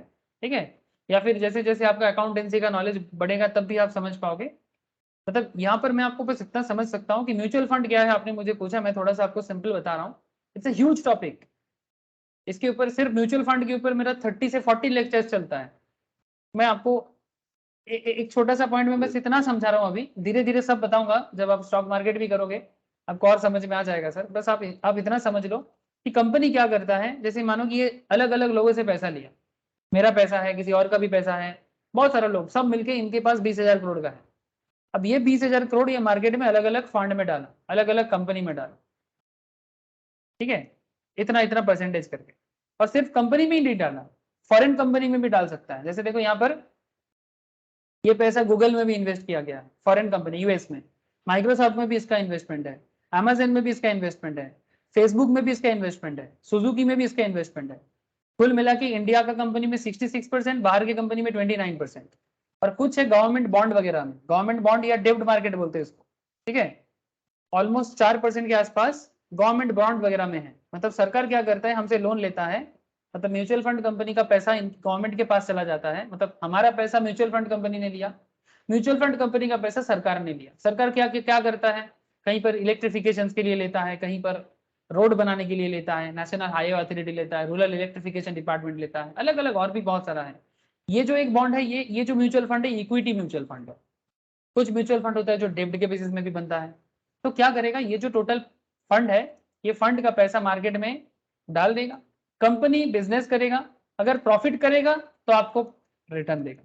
डेब्ट का कॉन्सेप्ट क्या है कि ये आप गवर्नमेंट को लोन दे रहे हो ना, जितना पैसा आपका लोन में जाएगा, गवर्नमेंट उसके बदले आपको एक इंटरेस्ट देगा। ये फिक्स्ड होता है, ये फिक्स्ड होता है, और ये मिलने का चांसेस ज्यादा होता है, मतलब आपको मिलेगा ही मिलेगा। लेकिन कंपनी का इक्विटी का रिटर्न कितना मिलेगा, ये सब्जेक्ट टू मार्केट रिस्क है। इसीलिए म्यूचुअल फंड के एडवर्टाइजमेंट में लिखा होता है, mutual fund investment is subject to market risk, please read all the related terms carefully, please read all the scheme related documents carefully. इसीलिए कहते हैं, बिकॉज मार्केट में कंपनी का बिजनेस अच्छा होगा खराब होगा, उस पर डिपेंड करता है कि आपको रिटर्न अच्छा मिलेगा कम मिलेगा। ठीक है, और ये फंड अच्छा रिटर्न दिया है सर। ये जो फंड है लास्ट 4-5 साल में 38%, कभी 20%, ठीक है, कभी 27%, डिपेंड करता है कितना दिन का इन्वेस्टमेंट है। मेरा मेरा भी इन्वेस्टमेंट था, मेरा बहुत सारा स्टूडेंट का भी इन्वेस्टमेंट था। ठीक है, अभी मैं म्यूचुअल फंड में बात नहीं करना चाहता, मैं बस आपको एंटरप्रेन्योरशिप एबिलिटी में कहना ये चाह रहा था सर कि हमारा सेविंग्स का पैसा किस तरह से कैपिटल फॉर्मेशन में हेल्प करता है। सेविंग्स होता है, उसको मोबिलाइज करना पड़ता है। अच्छा हुआ कि मुझे म्यूचुअल फंड पूछा गया, मैं थोड़ा डिटेल्स में बोल दिया। ठीक है, तो ये काम होता है सर, सेविंग्स को कैसे कैपिटल में बदला जा सकता है। फिर आता है एंटरप्रेन्योर का एरिया। एंटरप्रेन्योर क्या करता है, एंटरप्रेन्योर क्या करता है, ये सारा पैसा को लेके जो भी मार्केट में आप कंपनी को देखते हो, ये लोग और कोई नहीं एंटरप्रेन्योर है। इनका काम क्या है, बिजनेस में पैसा को इन्वेस्ट करके, जो पैसा आपसे लिया गया है उसको इन्वेस्ट करके बिजनेस को डेवलप करना। इसलिए बोलते हैं initiating business enterprise, resource coordination, जो भी रिसोर्सेस है उसको कोऑर्डिनेट करेगा और बिजनेस में इन्वेस्ट करके बिजनेस को बनाएगा। कभी फेलियर भी हो सकता है, सक्सेस भी हो सकता है, रिस्क तो है, और आप भी स्टॉक मार्केट या म्यूचुअल फंड में डालोगे, आप भी रिस्क में पड़ सकते हो, बट अगर आपके पास नॉलेज है तो कौन सा बिजनेस सही है और कौन सा बिजनेस सही नहीं है, इसका भी बाइफरकेशन करना आप सीख जाओगे। एंटरप्रेन्योर के अंदर इनोवेशन होना चाहिए। इनोवेशन मतलब मैं आपको स्टार्टिंग में ही बोला इनोवेशन क्या होता है, आईफोन वगैरह का एग्जांपल दे रहा था, ठीक है। काफी लंबा डिस्कशन हो गया आज। रिस्क बियरिंग एंड और अनसर्टेनिटी बियरिंग, मतलब एक एंटरप्रेन्योर के अंदर रिस्क टेकिंग पावर होना चाहिए। फ्यूचर अनसर्टेन है, फिर भी आगे बढ़ने का ताकत होना चाहिए। अनसर्टेन मतलब आपको पता नहीं है कि क्या होगा, आपको पता नहीं है क्या होगा, बट आपको एक अनसर्टेनिटी के लिए रेडी रहना चाहिए। हो सकता है कि आपका इनोवेशन फेल हो जाए। स्टीव जॉब्स या एप्पल एक दिन में सक्सेसफुल नहीं बना है सर, वो भी फेलियर रहा है, फिर सक्सेसफुल हुआ है। तो एक एंटरप्राइज का डिफरेंट काइंड ऑफ ऑब्जेक्टिव भी होता है और बाधा भी होता है। ऑर्गेनिक ऑब्जेक्टिव होता है, इकोनॉमिक ऑब्जेक्टिव होता है, सोशल ऑब्जेक्टिव होता है, ह्यूमन ऑब्जेक्टिव होता है, नेशनल ऑब्जेक्टिव भी होता है। ये सब ऑब्जेक्टिव के बारे में मैं नेक्स्ट क्लास में आपके साथ डिस्कशंस को बढ़ाऊंगा, ठीक है, कि कैसे एक एंटरप्रेन्योर होता है। एंटरप्रेन्योरशिप सीए, सीएस, सीएम तीनों में भी एक इंपॉर्टेंट कॉन्सेप्ट है सर, ठीक है। और जैसे ही आपको मैं एंटरप्रेन्योरशिप समझा दूंगा ना, फिर जाके मैं आपको प्रोडक्शन लेवल का जो हार्डकोर एरिया है, मतलब ये तो कुछ भी नहीं है, ये तो बस एक कॉन्सेप्ट बिल्डअप चल रहा है, बट फिर मैं आपको समझाऊंगा प्रोडक्शन फंक्शन, जो इकोनॉमिक्स का हार्डकोर एरिया है। प्रोडक्शन फंक्शन यहाँ पर आपको मैं मैथमेटिकल कैलकुलेशन के थ्रू से समझाऊंगा। मैथमेटिकल कैलकुलेशन एप्लीकेशन, मैथ्स का एप्लीकेशन होगा। मैथ्स नहीं करना है, मैथ्स का एप्लीकेशन देखना है कि कैसे कैसे लॉन्ग रन में, शॉर्ट रन में एक बिजनेस अपना प्रोडक्शन को मैनेज कर पाएगा। तो नेक्स्ट दिन हम लोग हार्डकोर लेवल में चले जाएंगे सर। तब तक आपको मैं नोट शेयर कर दिया, अगर नहीं किया आप लोग एक काम करो, घर पे क्या करना है, बेसिक्स ऑफ प्रोडक्शन को प्लीज एक बार गो थ्रू कर लो। एंटरप्रेन्योरशिप को भी एक बार पढ़ लो, मतलब रीड कर लो सर, ठीक है। बेसिक लेवल ऑफ प्रोडक्शन को जान लो, एंटरप्रेन्योरशिप को भी रीड कर लो। मैं नेक्स्ट दिन एंटरप्रेन्योरशिप का बाकी पॉइंट के बारे में चर्चा करूंगा, एक एंटरप्रेन्योर का प्रॉब्लम के बारे में डिस्कस करूंगा, और फिर मैं प्रोडक्शन फंक्शंस पे डायरेक्ट आ जाऊंगा। मतलब हार्डकोर प्रोडक्शन कॉन्सेप्ट, बिजनेस को किस किस चीज का ध्यान रखना चाहिए, कैसे वो लैंड, लेबर, कैपिटल, एंटरप्रेन्योरशिप को मैनेज कर पाएगा, ईच एंड एवरी मैटर में डिस्कस करूंगा नेक्स्ट। ओके सर, लंबा था बट आई होप कि कॉन्सेप्ट क्लियर हो रहा है। क्या सर हो रहा है? कॉन्सेप्ट क्लियर होना बहुत जरूरी है। बोलो सनॉन, विदिशा, दीपान, दीपान आवाज पाচ্ছি না, আছিস তো? नयनी, है सर। ओके। राज, हाँ सर। राजन्ना, श्रद्धा, बोलो सर, समझ में आया? Yes sir. ओके सर, ठीक है, जितना मैंने कराया उसको गो थ्रू करो। नेक्स्ट दिन प्रोडक्शन का लेवल अप होगा, लेवल अप, ठीक है। तो लेवल अप के लिए रेडी रहो, बट बेसिक को ठीक रखो, ठीक है। सुब्रतो, आपको बस इतना कहूंगा, अगर आपका क्लास बीच में मिस हुआ है, आपको मैं रिकॉर्डिंग शेयर कर दूंगा कुछ देर बाद, जिसका भी मिस है सभी को कर दूंगा। लेकिन जैसे आप जो सवाल कर रहे थे ना Subrata, like stock market, mutual fund, मेरे पास इतना मौका नहीं मिलता है फाउंडेशन लेवल में मैं आपको स्टॉक मार्केट, म्यूचुअल फंड के बारे में डिटेल्स में बात करूं, बट मैं इतना जरूर बोल सकता हूं आपको कि मैं आपको बता दूंगा कि क्या होता है, बट डिटेल्स जानने के लिए आपको sir stock market, mutual fund के बारे में बाद में पढ़ने का सोचना चाहिए, अभी नहीं। अभी पहले थोड़ा बैकग्राउंड को डेवलप करो, फिर धीरे धीरे स्टॉक मार्केट, म्यूचुअल फंड का भी मैं कोर्स कराता हूँ, आप धीरे धीरे वो सब भी कर सकते हो, ठीक है। ये जस्ट जानकारी के लिए मैं आपको बोला, क्योंकि ये काफी डिटेल्स होता है। सिलेबस में, हाँ बोलो। ये हमारे सिलेबस में है। नहीं, आपके सिलेबस में स्टॉक मार्केट, म्यूचुअल फंड का कुछ नहीं, ठीक है। मतलब एक पार्ट है, इकोनॉमिक्स का एक छोटा सा हिस्सा है स्टॉक मार्केट, म्यूचुअल फंड क्या है, इसके मतलब क्या है, इतना बताया जा सकता है, ठीक है। डिटेल्स में अगर आपको स्टॉक मार्केट में इन्वेस्ट करना है, म्यूचुअल फंड में इन्वेस्ट करना है, उसके लिए एक अलग कोर्स होता है NISM बोल के, ठीक है, national institute of security market का, सेबी का कोर्स होता है। जो लोग स्टॉक मार्केट का भी साथ में पढ़ाई करना चाहता है, CA CMA के साथ करता है, उनको डिटेल्स जानकारी मिलता है sir stock market, mutual funds में। आप चाहो तो कर सकते हो, अभी नहीं बाद में करो, नो प्रॉब्लम। थोड़ा बहुत नॉलेज बढ़ा लो अभी, उसके बाद धीरे धीरे वो भी स्टार्ट कर सकते हो। इट्स रिकमेंडेशन, चाहो तो कर सकते हो, ठीक है सर। नहीं, अभी तक तो मेरे को ये तो पता नहीं थी स्टॉक मार्केट वगैरह क्या है, जस्ट ओनली टर्म ही सुना है, एक वर्ड ही सुना है, बस इतना ही। और বুঝতে AI क्या वो पता नहीं था अभी तक। বুঝতে পারলাম না কথাটা, বলছি কি বললে? স্টক মার্কেট এটা শুধু একটা শব্দই, বলছি স্টক মার্কেটটা কি জিনিস আমরা জানি না, না আমি জানি না।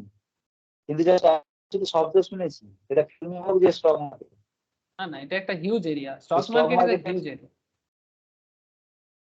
Stock market is a huge thing. Economics पढ़ते पढ़ते स्टॉक मार्केट का डिस्कशन होगा, नो डाउट होगा, ठीक है। बट डिटेल्स जानने के लिए स्टॉक मार्केट का अलग क्लासेस चलता है, मैं वहां पर ही स्टॉक मार्केट के बारे में डिटेल्स बता। तुम बाद में मेरे को फोन करके पूछ लेना, मैं बता दूँ, ठीक है। Okay thank you sir. Okay sir, good night to all of you, bye. Note जिनके पास नहीं है मैं शेयर कर देता हूँ, ठीक है। टाटा सर, फिर आज bye sir, thank you sir. Good night sir. Thank you thank you sir. Sir. मेरा मार्क ओहो, सनॉन का एग्जाम का चेकिंग नहीं हुआ।